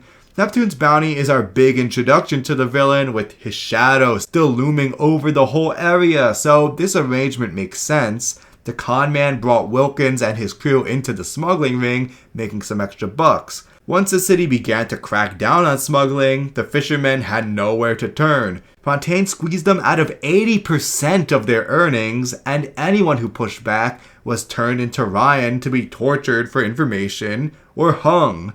If someone threatened to spill the beans, then they'd end up with the fishes. Too bad there's not much more to Peachy. He's paranoid that Fontaine may still be alive and after him. But we don't get much insight into his motivation during the game itself, I feel. Like, why does he want us to research spider splicers? Why does he work with Atlas, then us by extension? Then what gets him to think we're working for Fontaine? I mean, we are, but what caused him to figure it out and turn on us? Is it just because he's crazy? I don't know, man. It could have been cool if he actually figured out the twist before, but we have no reason to think that he did. Again, we don't get much insight into his head to tell us what's going on at any given moment, so he's good for some backstory, but not all that memorable during the main plot. And of course, with everyone else out of the way, that leaves us with perhaps the most popular character in the entire series. So say goodbye to those two blowhards, and hello to an evening with Sander Cohen. Gosh, I adore this character in the original. More so than any of the other bosses, this one seems so interconnected with his level.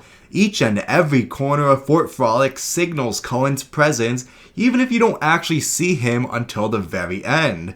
Whenever he speaks, the lights change from a teal to purple, as if the voice of God is descending upon you. At specific points of anger, the area transforms into a deep red now that you've earned the Wrath of God! Players will also notice a spotlight following them as they move around the fort, signaling the artist's eyes watching your every move as if you were the entertainment for the night. It also has the added effect of illuminating you, making you feel more exposed as your enemies stalk you from the many dark recesses. The level of paranoia I feel dozens of playthroughs in is still immense. Walking around the level, you notice his less than stellar art on display.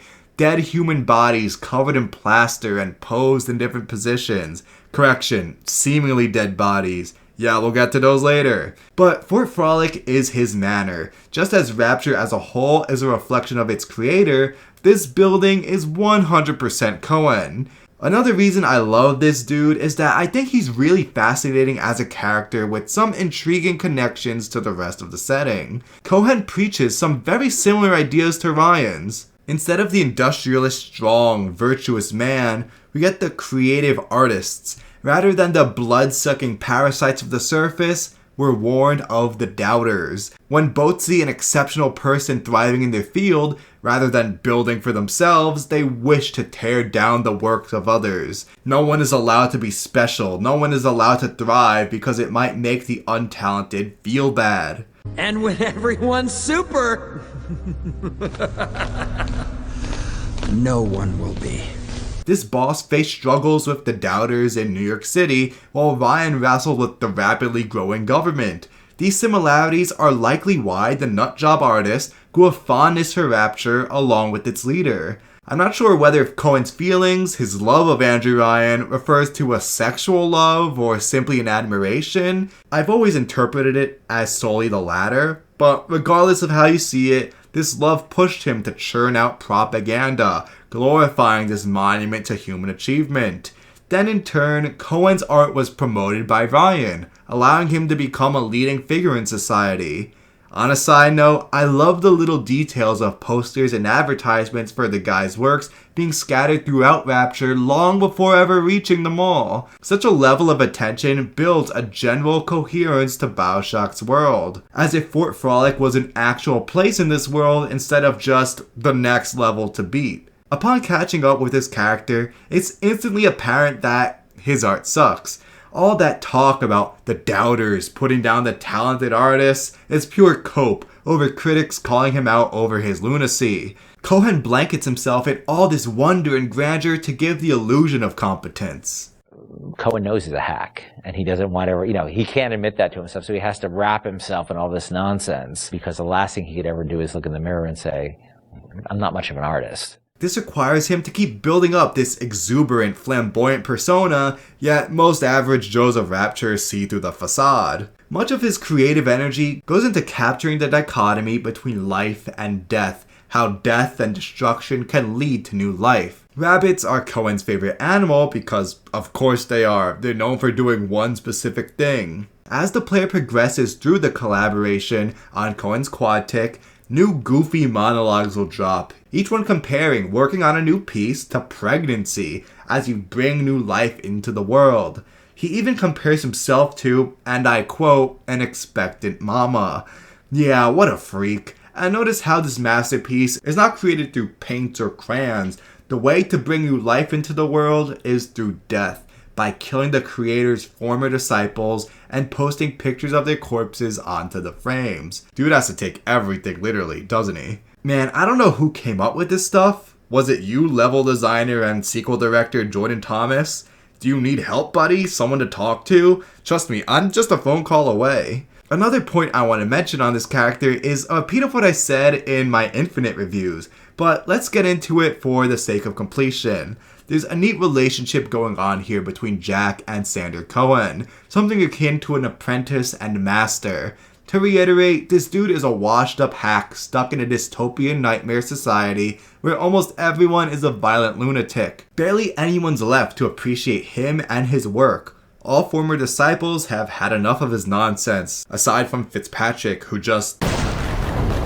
Jack's character is literally an obedient servant to a master, so his arrival is perfect for Sander. Finally, there's a loyal disciple and a new patron of the arts. Our new friend seizes the opportunity for a collaboration on the magnum opus of his career. I don't know, after half a game of being manipulated by a mobster, it's nice to have someone who genuinely appreciates my efforts, working together as a team. Now lastly, I know I just painted a more sympathetic view of Cohen, a pompous psycho splicer, but if you view him differently as the crazed murderer he is, then more power to you. The choice to spare or kill him is yours. You get the final say in this subtle moral choice. Okay, another side note, that's great and all, but pro gamer tip, do not kill Cohen in Fort Frolic. Wait until you bump into him later in Olympus Heights, then beat him there. Doing so is the only way to access his bedroom with an obscure Power to the People station.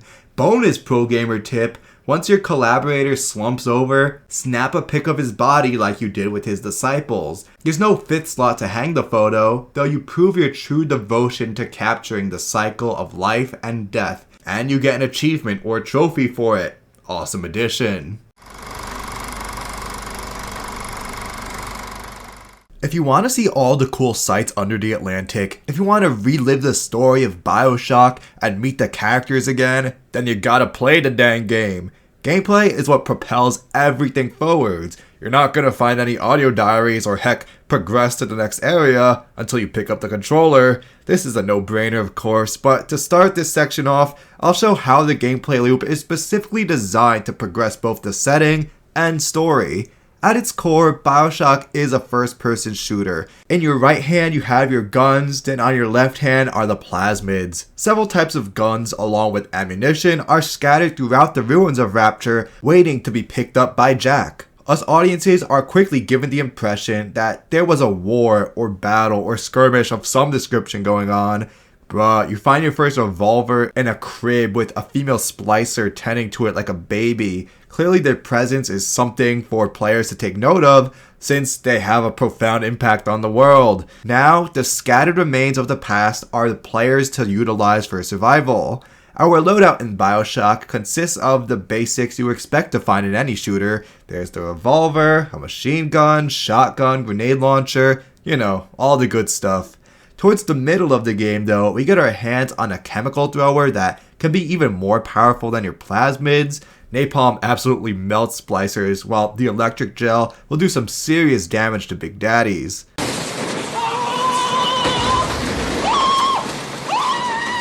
Lastly, we're introduced to a crossbow graciously gifted upon us by Sander Cohen. It's the ultimate weapon with bolts as hard-hitting as a grenade, as well as being the only weapon with a guaranteed one-hit kill. If you nail any splicer in the head with this thing, even one of the bosses, the game counts it as an insta-kill. All the arms have their own roles to play, being better in certain circumstances, so there's no one god-tier gun you'll cling to the entire time. Not only do we carry a good weapon variety, but each receives 3 types of ammo, allowing you to experiment with varied moves on your foes and also prepare for different situations. Players have to adapt to whatever new challenge you're facing and be flexible. Your fleshy enemies, the splicers, are extremely vulnerable to anti-personnel rounds, yet these are super inefficient against metallic murderers who go down to armor-piercing rounds. One of my biggest pet peeves is when I'm watching some analysis or gameplay only for the gamer to use the wrong ammo type. It's mildly infuriating. That idea is just the worst. Plus, it's awesome that, as opposed to many other shooters, especially at the time, where you were only allowed to carry 2 guns, 1 main gun and a sidearm, here in BioShock, you can have everything at once. So you can prepare for any situation and experiment whenever you see fit. You're never left hanging wishing that you've swapped out your inventory, because now the situation demands something else. Does it raise the question of where Jack puts all these guns? Sure, I guess it doesn't make sense on paper, but from a gameplay standpoint, it's very helpful. Like the guns, we can wield plasmids as well to our advantage since they're scattered throughout the environment, waiting for the player to pick them up. Again, we see the setting and backstory feeding into the gameplay. Gene splicing with Adam became a major part of the culture in Rapture, eventually causing its demise. Now we scrounge what we can in order to survive. Each plasmid does what it says on the bottle, obviously. I'm writing from the perspective that you've played this game before, so you should remember the shocking Electro Bolt, Splicer Toasting Incinerate, and Freezing Winter Blast, your typical elemental destruction magic. Some more creative powers are the Cyclone Trap, which adds a tornado on the floor that launches splicers into the air on contact, and Insect Swarm that sends a wave of bees at nearby enemies. No, not the bees! Not the bees! Ah! Dang, it's been a long time since I've used that. My favorite though has gotta be Target Dummy, that basically acts as a super powerful elongated stun for an entire room of opponents. While they're all distracted by the dummy, you can either recuperate, reload, run away, or regain the element of surprise. If enemies are hidden, you can draw them out into an easy spot. Perfect for Poseidon Plaza, where spider splices are crawling around. I can finally play that area without crying. I love it. A few other plasmids are circumstantial. Take Security Bullseye, totally useless if no machines are around, yet when opportunity strikes, it can be the most powerful in the game. If I wanted to be a bit of a jerk, I could complain that yeah, we get a lot of overlap. Although there are some key differences, Electro Bolt, Winter Blast, Target Dummy, and Insect Swarm each stun your foes. Insect Swarm and Incinerate both cause damage over time. While a lesser game would leave it at that, being simply unique biological guns, BioShock is sure to add extra utilities to make them more helpful in and out of combat, by allowing players to have meaningful interactions with the world. Electro Bolt, before you even learn the 1-2 punch, you realize can be used to open some short-circuited doors. If enemies are found hanging out in flooded areas, as is so often the case in our destroyed underwater city, they become easy targets to Toaster in the Tub. Though ice is confined to a handful of areas, Incinerate clears that right up. Lighting oil slicks too is a great way to deal with multiple enemies in one blast. Insect Swarm automatically seeks out the nearest enemy, so if there's anyone creeping around in the shadows, and maybe you're like me, too much of a baby to get jump scared, you can release the bees to hunt down the splicer for you. Just be sure that you don't release it while there are any big daddies around, they will attack them automatically. A small bug that was fixed in BioShock 2. Another great example players gotta remember, that big daddies, though enemies, are also part of the environment. If there's a splicer you don't want to deal with, you can simply enrage them to attack some roaming big daddy. Or if you want a big brain move, place a target dummy on the protector, both leading to a splicer suicide mission. Telekinesis is a must-have at all times. By far, players will get the most mileage out of this one. Of course, there's the grabbing heavy objects and flinging it at enemies, yet you can also dramatically transform the layout of a room to your advantage. Stack barrels for an Oppenheimer-level explosion. Disarm trap bolts blocking your path. One trick you may never have tried later in the game, you'll see nitro splicers throwing Molotov cocktails. Well, you can make these yourself. For any bottle of alcohol, which are very common in a society without restrictions, you can light it on fire, then chuck it at enemies. I can't believe Irrational Games thought of this. It's never mentioned anywhere, but mess around long enough and you can figure it out. A personal favorite of mine comes when dealing with big daddies. If you want to lure Protector into that perfect kill spot, you can't. There's no way to knock them off their path without starting the fight of your life. However, little sisters can be manipulated, causing their guardians to follow. These girls track corpses to harvest. If you stack all the corpses in your kill spot, it lures her and the big daddy ready for the picking. The creative potential doesn't just apply to plasmids, although they're a big part in this. Scattered throughout the areas are security cameras. Normally, they'll light you up and trigger the alarm, sending wave after wave of security bots. But if you hack them, they'll turn on your enemies. Turrets come in 3 unique forms. Most commonly are machine gun turrets, Rocket launcher types aren't as common, but are the most devastating, and in a few set locations are the rare flamethrower turrets. All of these can also be hacked to target nearby adversaries. It always feels satisfying to hack the cameras and the turrets to gain control over a level. When you first enter, everything is owned by Ryan or Fontaine. But as the player makes their way through, the tides turn more and more in their favor, getting rid of any splicers who come across security. So slowly but surely, Rapture comes under your control. It is immensely satisfying and gives you a feeling of safety. The floor and ceiling are mine. All your feelings are mine. It's mine, mine, mine, mine, mine. On occasion, players will find inactive security bots ready to be hacked, or maybe you're able to steal one from a splicer. Afterwards, they'll follow you around, protecting you with their lives, being amazing backup in tough situations. If you really want to pull a pro gamer move, smash a store window to call an alarm, then throw security bullseye at your enemy. It's an easy way to demolish anyone's health if they survive at all. Players having so many options for interacting with the world around them is a crucial reason for why this game is so dang fun, and why I've returned countless times since it released. Every level, heck, nearly every room has the potential for creative, strategic thinking in how players want to complete their goals and or defeat their opponents.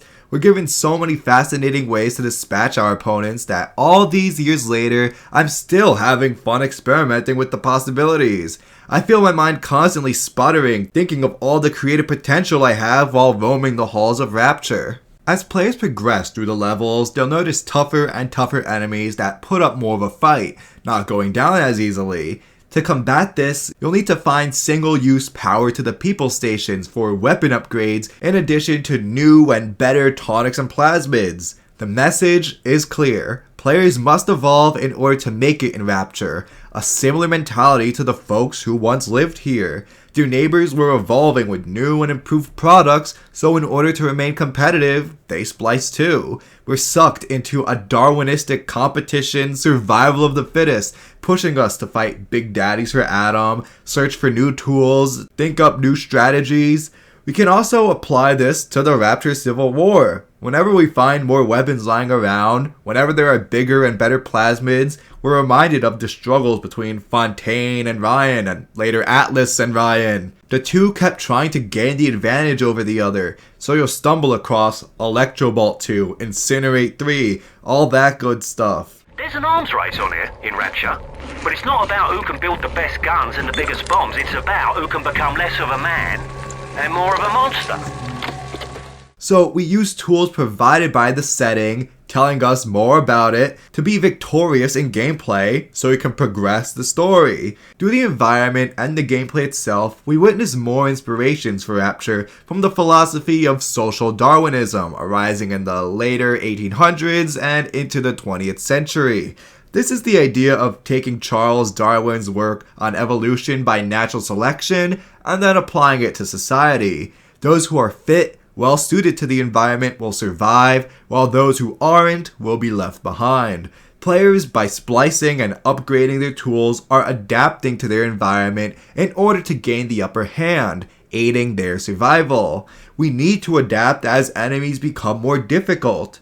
Some believed back in the day that the wealthy and powerful became that way because they were superior to others. There may be some hints of truth in here. Businesses who appeal to customers and make wise decisions will reap more revenue than those that don't do these things. But they were talking about superior by nature, naturally more fit to succeed. If you were poor, then you were less fit, probably deserving of your status, they thought. Rapture definitely holds aspects of this before and after the fall. A large part of social Darwinism that I didn't mention yet is, of course, race. Racism was very mainstream back then, obviously, though even in scientific communities, the belief at the time was that some races were superior or inferior to others, white people conveniently putting themselves on top. Of course, this philosophy led to countless atrocities across the globe. I'll give Andrew Ryan credit, he's not a racist. Rather, he believes a man's value comes from his work, what he can contribute to society, not the color of your skin, your sex, or sexuality. In his city though, it's survival of the fittest. It's a place for the strong, the creative, the intelligent to thrive. As for everyone else, good luck. Someone's gotta scrub the toilets. If you're struggling, there's no protection, no help coming your way. Pure, unregulated competition will drive the city to greatness, he believed. Another pet peeve of mine is when there's a villain in a story, right? The villain does bad things. Okay, cool, they're villains, it's what they do. But then the writers take their villains who might do X, Y, and Z, and then just dump on them any evil trait they feel like. They're evil, who cares? Of course they would do evil things. Imagine, oh look, a lying con artist. Okay, good villain. Whoa, look, they're also racist! I don't know, guys, it bothers the heck out of me, so props for not having Ryan or Fontaine be sexist or racist just because. Yeah, one more side mission for us before continuing. I just brought up hacking security, and this remains a major point of controversy, the pipe flow hacking minigame. Some people like it, others don't. I land in the previous camp, though I see how it causes problems. The game itself is a good time without taking too long. They go by really quickly if you know what you're doing, so I hate to be this guy, but it sounds like a skill issue. Did he just say, aye, he did? For real though, hacking does pause the game, literally taking you out of the experience, so you can play a different, not as cool game. Apparently the devs saw the issue too, so they scattered auto hack tools across the corridors to give you a free pass. If you run out of those or want to save them for hard locks, there's always the option to buy out security. I'm not sure where the cash slot is on these cameras, but apparently citizens can bribe even the automated security. With enough research, all hacks on turrets and security bots are automatically successful, just requiring the click of a button. These serve as a workaround for the problem, but without tackling the problem itself. There is always the option of not hacking everything. You can simply shoot your way through, though yeah, players should be encouraged to engage with the different gameplay mechanics. I have fun with the minigame though. I'm quick with it, so it doesn't bother me. Get good. With all of these cool toys to mess around with, guns, plasmid security, the environment, well, you need a target to unleash them on. Not too often can you string together these brilliant master plans to bring down splicers. They'd go down too fast. So where's the fun in using all your best moves on them? No. This is where the big daddies come in. One of the foundational elements behind BioShock was having a protector and a gatherer. So much of the setting, the story, and now the gameplay revolves around their presence. As we saw before, so much sauce was dumped onto them through their animations, sounds, behaviors, and dang did it pay off. Their inclusion leads them to be some of the most satisfying enemies out of any game I've played. Big daddies take tons of punishment before going down, so players need to use any advantage possible to survive. Any straight slugging match with one is very likely to fail horribly unless you're fully stocked with all grenade launcher ammo. These battles don't just serve as tests for your shooting capabilities. No, you have to plan and strategize effectively, coming up with ideas on the spot as to how you want to deal with them. But let's say you don't have any clear advantages. No security is around, no gas canisters, no effective ammo, no other big daddies to antagonize. Maybe you just don't have enough first aid kits to last a fight. Oh well, just move on. You don't have to fight any of them aside from the very last one, which is far and away the easiest. That's the beauty of big daddies. Fighting them is 100% optional. It's whenever you feel like it. Whenever you think you have the upper hand, you're given time to come up with a 5-phase strategy, to experiment or complete whatever preparations you need to first, allowing you to unleash your creativity. Once the metal behemoth finally goes down, you're given the option on whether you want to rescue or harvest your little sister, or if you want, just leave her there crying. The first choice Jack gets to make in his life. Goofy. Murder! Goofy, shut the fuck up. I love murder. Why? Now remember, this is still an illusion. Atlas lets Jack feel as though he has free will, because notice, when having this debate between him and Tenenbaum, he never gives a would you kindly harvest them or anything. The choice is left up to the player. As far as morality in video games go, this is another criticism levied towards BioShock and many other games from this era that utilize the binary moral system. How it has a clear black and white button prompt. Players can choose to be selfish or selfless, following Ryan and Fontaine's self-serving views or becoming more altruistic like Tenenbaum. You'll receive 160 Atom for every harvest as opposed to the measly 80 Atom per rescue. I think it's a cool contrast. The selfish versus selfless concept serves as an interesting dilemma.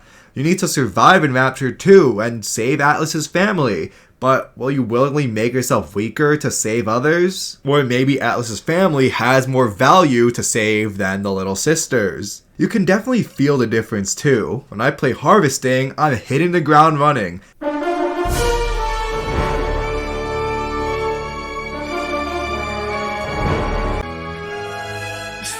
Good.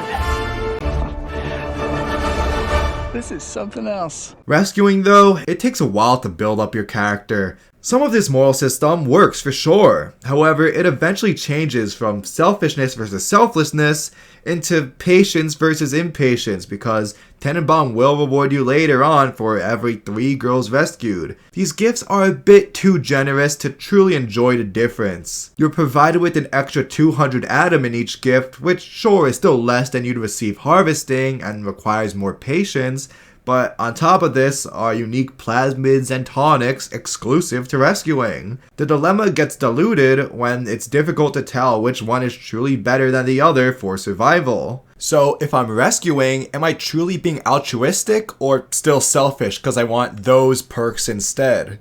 Another gripe here is that by making such a black and white, flagged good or bad choice, not much thought is actually put into them. With no in-between as either a saint or a nuclear war criminal, no player is making decisions on a case-by-case basis. At the start of each run, you simply decide whether you want to harvest or rescue. The fact that being evil is so evil, killing little girls, I don't see many players choosing this unless they want to experience the bad playthrough. The reward simply isn't worth the guilt.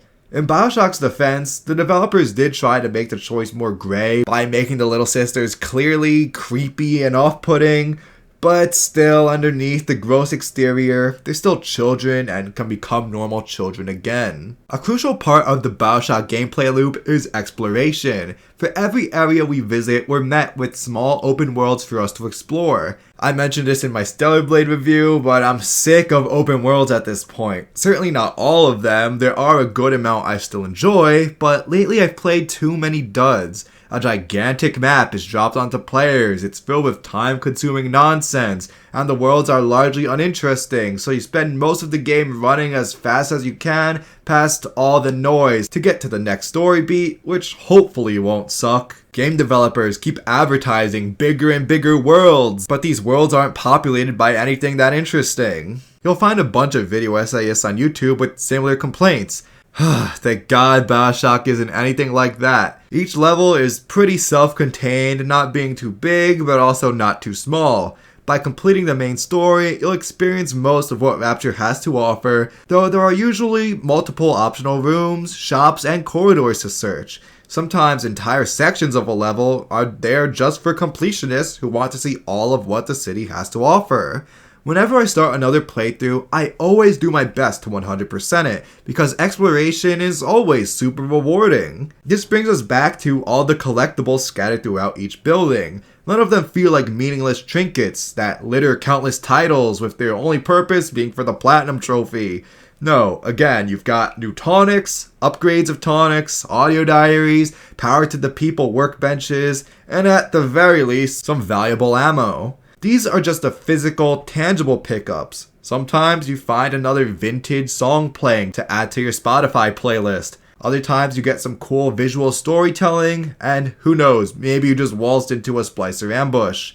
I never want to skip over anything. No room or shop is a waste of space. Your brain will constantly be hitting the dopamine button while playing, so it's always worth filling out your map. Search every corner cause it'll be worth it, I swear. When it comes to open worlds, the old saying rings true. It's not the size that counts, it's how you use it. Ow! The world of Rapture, even with every level put together, is minuscule compared to the likes of Horizon or Breath of the Wild, yet I choose BioShock over these games in a millisecond. There's been such an industry push over the last 15 years to make so many big open world titles because it sells. Not like there's anything it adds or amazing side quests to be told. Again, for many, but not all. Our 2007 classic outclasses the rest because the exploration is a specific tool used to develop the setting and the story. It's an intentional, thought-out choice. Most levels are structured in a way that pushes the player to explore. The basic level structure goes something like this. Jack enters a district with a particular goal in mind, something to see, something to do, perhaps somewhere else to go. Unfortunate circumstances keep Jack so he can't progress. Afterwards, and importantly here, some task needs to be done that requires our protagonist to scour the area. This is usually the biggest chunk of runtime, but once that's done, there's some climactic battle. Remember, this is a formula, not a rule. Some sections make adjustments when necessary. In order to progress the plot, players must explore. The game was designed that way. While exploring, you learn more about the story and take in more of the amazing setting. As great as Armin Shimmerman is, Rapture's the star of the show. Structuring levels this way allows the world itself to be at the forefront of your mind, making it the most memorable in gaming history. In video games, there's a common dislike trope where some NPC will tell the player to run along and find or do this, and that. Don't come back until it's done. These types of missions have come to be known as fetch quests, and yeah, I can see why they get panned by critics and audiences. Often they're used just to stall for time or because the writers ran out of ideas. It's also pretty annoying when you're the one carrying everyone else's weight, completing all the chores for lazy bums. Not that this is always a bad thing. On occasion, fetch quests are used effectively. BioShock is one such example because, mind another cliche, it's about the journey, not the destination. We aren't annoyed because we have to rummage through Rapture. Rather, we're excited about learning more backstory or finding goodies along the way, or maybe even simply taking in the breathtaking views. This game may be 17 years old, but dang, it still looks gorgeous. At its core, BioShock is a first-person shooter, yet there are other key parts of its identity that make it such a classic. One is the horror. Immediately upon arriving, you're left on edge after a brutal welcoming party. This sense of dread lasts pretty much until the very end once you become a Rosie, which I'll discuss more soon. Now, I wouldn't necessarily call this title scary. I'm not pissing my pants the whole time running out of the room screaming like I did with, say, Nemesis in Resident Evil 3. On my personal makeshift scale of horror, we're still sitting somewhat low, in between Dead Space and Fallout 3. So, not terrifying, but still effective. Consistently creepy, I would say. It's everything it needs to be. What makes BioShock still give me the heebie-jeebies after so many playthroughs is, well, a few things. Firstly, the lighting. The halls of Rapture can be so ominously lit. Ken Levine loves to use shadows and lighting to build tension. In some instances, you may not see a splicer, but there's a shadow rushing by. Other times, the rest of the world is dark aside from you. You're the only one that's lit, which means you can't make out what's coming at you from the darkness, but man, are you lit up for everyone else to see. There's no faster way to make me sweat. It creates such an immense feeling of vulnerability. Then there's the sound design. Oh god, is it nerve-wracking. Every splicer comes with their own sound effects. You may hear Houdini splicers do a whoosh whenever they teleport, so you may catch this without knowing where they are or where they're going next, or if they're coming after you. Before you get whacked, you may be lucky to catch the thuggish splicers running, accompanied by a metallic slice across the floor as they ready their weapon. If you hear this, then they're already coming for you. Turn around. And probably the most trauma-inducing are those clinging some spider splicer hooks as they stalk you from above. Ugh. As is so often the situation, you may hear your enemies before seeing them, leaving you disoriented, not knowing where the danger lies. One wrong misstep and your life might be in danger. Some of the ambience throughout the map gets me as well. Medical has these little stingers playing in the background that add to the murderous doctor vibes. Towards the end of the game in Apollo Square, I don't like spending more time here than I have to, because in the Artemis Suites, it's just weird.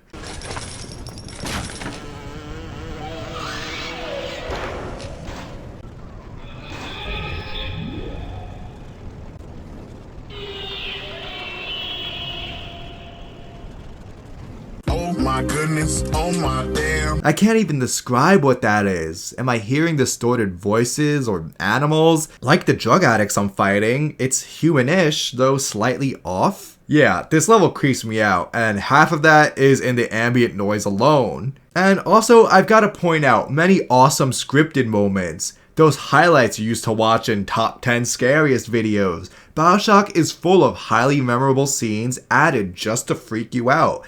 Again, it's nowhere near as bad as other releases, but dang, these moments are burned into my skull. The Dandy Dental jump scare, the ambushing mortician, basically all of the Saturnine all the time. That first bit when splicers play dead, when spider splicers ambush you for picking up the Rosie helmet, and who can forget the nightmare-fueled plaster splicers? I've gushed on and on at length about them in previous videos. These were the bane of my existence in my wrench-only playthroughs. Sure, it's unnerving seeing them pose around Poseidon Plaza pretending to be statues, but what really gets me is how silent they are. You're used to hearing the crying and wailing of splicers, hear them clinging so you know they're coming, but these guys move in complete silence. Plaster splicers fight like regular splicers, but without the clinging or talking.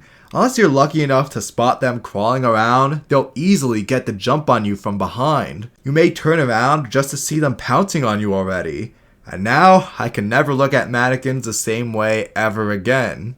Another core part of BioShock's identity is its RPG elements. BioShock is not some tabletop role-playing game with custom characters, dice rolls, or major story decisions. I'm not sitting here counting the hit points on each attack, or choosing which stats to boost with a level up. No, none of that, though I do tend to enjoy these types of games too. Choices are present here in the gameplay, but it's very streamlined. We get this good balance between being too RPG-ish and needlessly complicated for this title, and being too streamlined to the point where it feels like another generic shooter. Some System Shock 2 fans may complain that this is a dumbed down version of their favorite game, but I think the more streamlined approach works for BioShock. I sit back and think, would this be a better title if we had, say, weapon condition or stat boosts? No, probably not. Even Ken Levine admitted that while developing this game, there were level locks on things like hacking, but he realized that it just wasn't fun feeling too restrictive. So that may work for other titles, but not here in my opinion. That's not to say there's no customization and player choice. A lot of customization here is done through our gene tonics, unlocking and equipping new traits that may push us towards a particular gameplay style. If you want to be a Skyrim sneak archer, you can. Splice Wrench Lurker to be harder to detect, along with natural camouflage to turn invisible while standing still. Then snipe enemies in the head with anti-personnel pistol rounds at first, followed by the crossbow in the later game. Want to try the wrench-only playthrough like me? It can be extremely effective if you splice right. Plug in the wrench jockeys and wrench lurkers for more damage, throw in the sport boost for speed, research bouncers to boost your wrench damage, bloodlust increases your health and EVE when attacking, and bingo, you've got an unstoppable melee build. Similar techniques apply to the elements ice, fire, and electricity through plasmid upgrades along with specific tonics. Or maybe you want to take a generalist approach so you mix and match your favorites. If you want to, BioShock offers a huge plasmid selection, too many to upgrade all of them to max level, and far too many to fit in your 6 slots.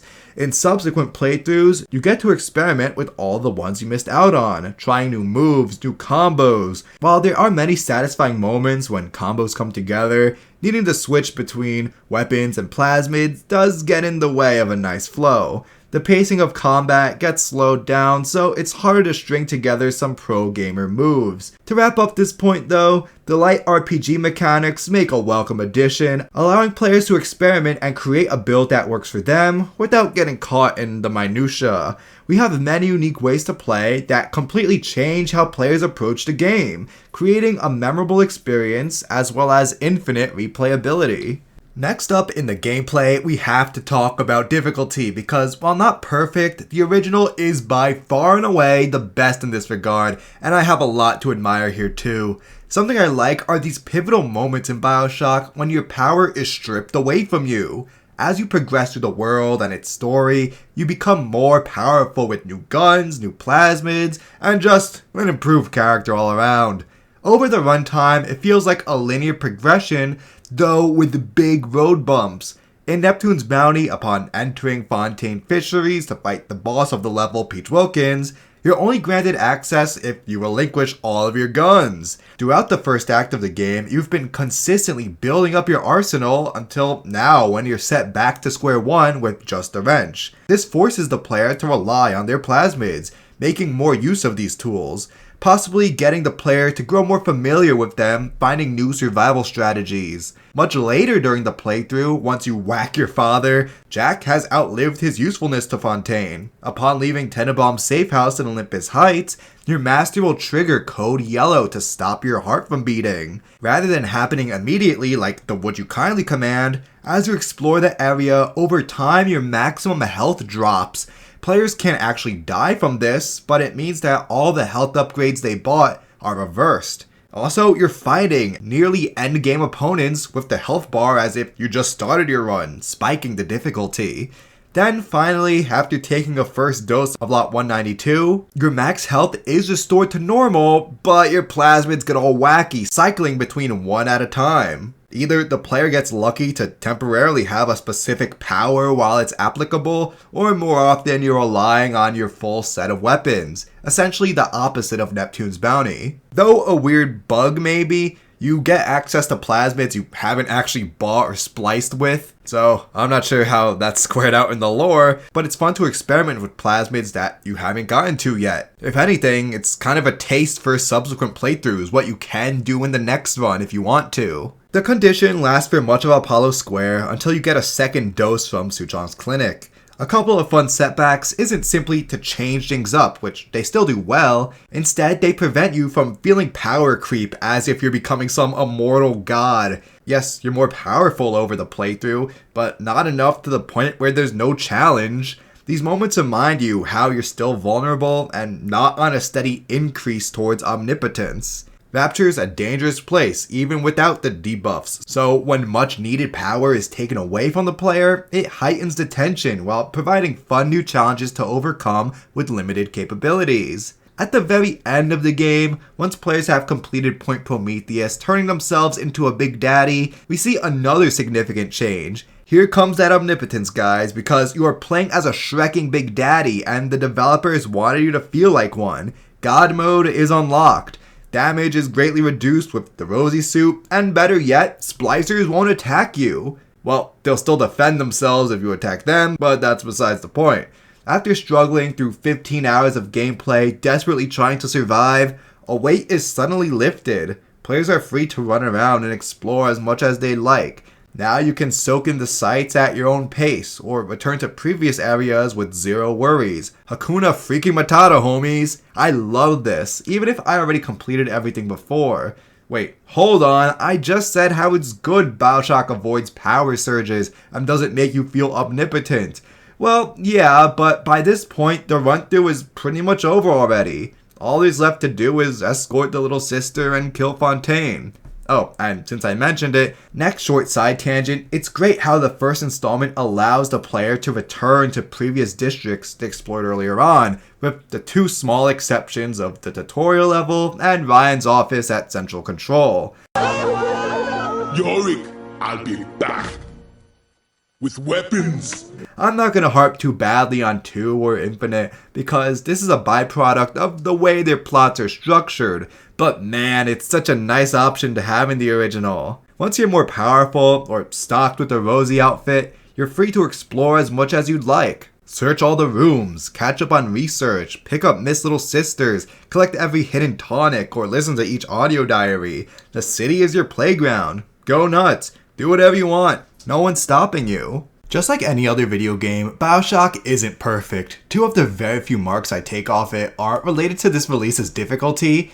Easiest one to start with, Vita chambers. Whenever the player dies, they're instantly whooshed back to life at the nearest chamber. So really, there's zero penalty to dying, eliminating the horror, the intensity, and quite frankly, trivializes every challenge. If you want, you can come at any Big Daddy with a wrench to slowly whittle them down. Each time you die, you'll just get back up. Eventually it'll go down. This seems like a huge glaring issue, but it never bothers me because they can be turned off in the options menu, changing respawns to a fairer last save system. One easy solution would be to simply slap a $30 fee for each use, so at least there's some penalty. Not going as far as infinite with enemy health regeneration, because that led to some immense problems. Up next is the sponginess. I still stand by my point about how this is the most balanced of the series, but still, once you get to the endgame, splicers become very bullet spongy unless you're using special ammo. It comes to a point where generic machine gun rounds, shotgun shells, and pistol bullets are obsolete. Even certain plasmids like Incinerate do practically nothing against them. I always play on Survivor difficulty, where it's especially noticeable, but on hard, perhaps it ain't so bad. By the last few areas, splicers shouldn't have so much health. It sounds like an easy fix to me, but what do I know? My next point takes us back to the beginning with tutorializing. I love the way this release handles educating the player. At pivotal moments, sure, a prompt fades in to feed you the controls, but BioShock never holds your hand. Rather, newcomers are subconsciously guided towards the answer without being told exactly what to do. The best tutorials are when you don't know you're being tutorialized. This way, there's a sense of accomplishment when you figure something out, giving you a moment of Easy example, when Jack flops onto the floor, then wakes up with Electrobolt. No one explicitly tells you how it's good for fixing short-circuited doors, yet you see sparks coming out of the handle. Gosh, I wonder what happens if I shoot that with electricity. Another awesome moment comes with Incinerate. A crowd of splicers swarm the room, but hey, there's an oil slick that heads their direction. I've seen Home Alone 2 before, I know how this works. Funny, I wonder who that guy is. Wonder what will become of him. One more for the books, and probably my favorite is with the ammo types. In Medical Pavilion, once you've gotten the Twilight Fields, odds are the player hasn't found any alternative ammo yet. Well, behind the coffin after you're jump scared, you pick up what are likely your first armor-piercing rounds. Okay, but why? What are these good for? Oh no, a turret has just been revealed the moment I picked this up. Ugh, it's amazing how much effort Irrational Games put into gently and unknowingly guiding us into discovering how the gameplay works. The tutorials don't insult our intelligence, but also don't leave us hanging clueless. Before I close us out for this absurdly long analysis, I have a few smaller points that didn't quite fit in the flow of everything else, so here they are. On a good note, BioShock includes a cool shop called the You Invent Station. They do exactly as the name implies. You, the consumer, bring components in order to invent more items for use. Most of your options are rare specific ammo types, though auto hack tools and even 3 exclusive tonics are present. It's cool to have another way to level up our character for players who engage with this mechanic. It's super intuitive, easy to use, yet still very rewarding. Each item requires 3 components, 2 of which will be easy to find, and 1 that's a bit more difficult, though there's always enough to go around, allowing for frequent trips. Again, it's far more streamlined than other titles that may require annoying skill checks or other barriers, but it works in Irrational's favor in my opinion. I engage with this system far more than in Obsidian games. It's a dang shame that Crafting 2 was cut from BioShock sequels, leaving a perfectly good mechanic on the cutting room floor.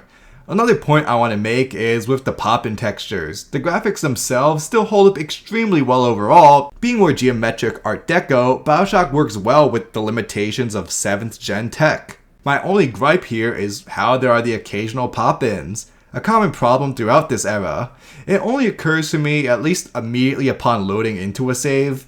For a few seconds you'll notice the details catching up, and then they'll behave for the rest of the level. I can't say this is all that immersion breaking when it only happens when I first enter the world. However, it is a very, very mild inconvenience to wait those few extra seconds. Aside from pop-ins, glitches are thankfully few and far between. One technical difficulty that serves as a bit of a nuisance though is how your friend security bots have a tendency to get stuck. Sometimes they get caught on the environment. Other times they freeze in place. It can often be handled by turning them off and on again, rebooting them, though this trick doesn't always work. At sad moments, you have to put them down. You ever have a dog you gotta put down? Breaks your heart. Finally, here is another little, and I mean little, nitpick. The X button receives two functions. Of course, this is the classic PlayStation Interact button, and also by holding it down, the latest audio diary picked up gets played or replayed. At like 2 specific moments, players have to hold down X to turn a wheel. In addition to interacting, you'll be forced to listen to whatever audio diary you just played, kind of ruining whatever dramatic moment is supposed to be going on. Tiny, minuscule problem in the grand scheme of the universe, yet still noticeable. Wow, this easily became my longest video to date. I'm sure we can see why. BioShock in itself is a monument to human achievement. Irrational Games and director Ken Levy crafted a timeless masterpiece that sticks with you years and years after the credits roll. Sure, it isn't perfect, no title is, yet they were able to take video games to new heights while crafting a world with crushing depth. Much of the game's success is how awesome the setting, story, and gameplay are on their own, but become an even greater whole when put together, continuously feeding back into each other to create one of the best gaming experiences ever put to screen. Perhaps I'm being overdramatic, but at least for myself and many others, BioShock has been life-changingly good. Best title ever though? I'll let you be the judge of that. With all its amazing achievements, all I know is Irrational certainly chose the impossible, and then proceeded to ruin everything. Sometime soon I'll talk about the good sequel, but until then, please remember to leave a like, subscribe, and to check out my social media. See you next time.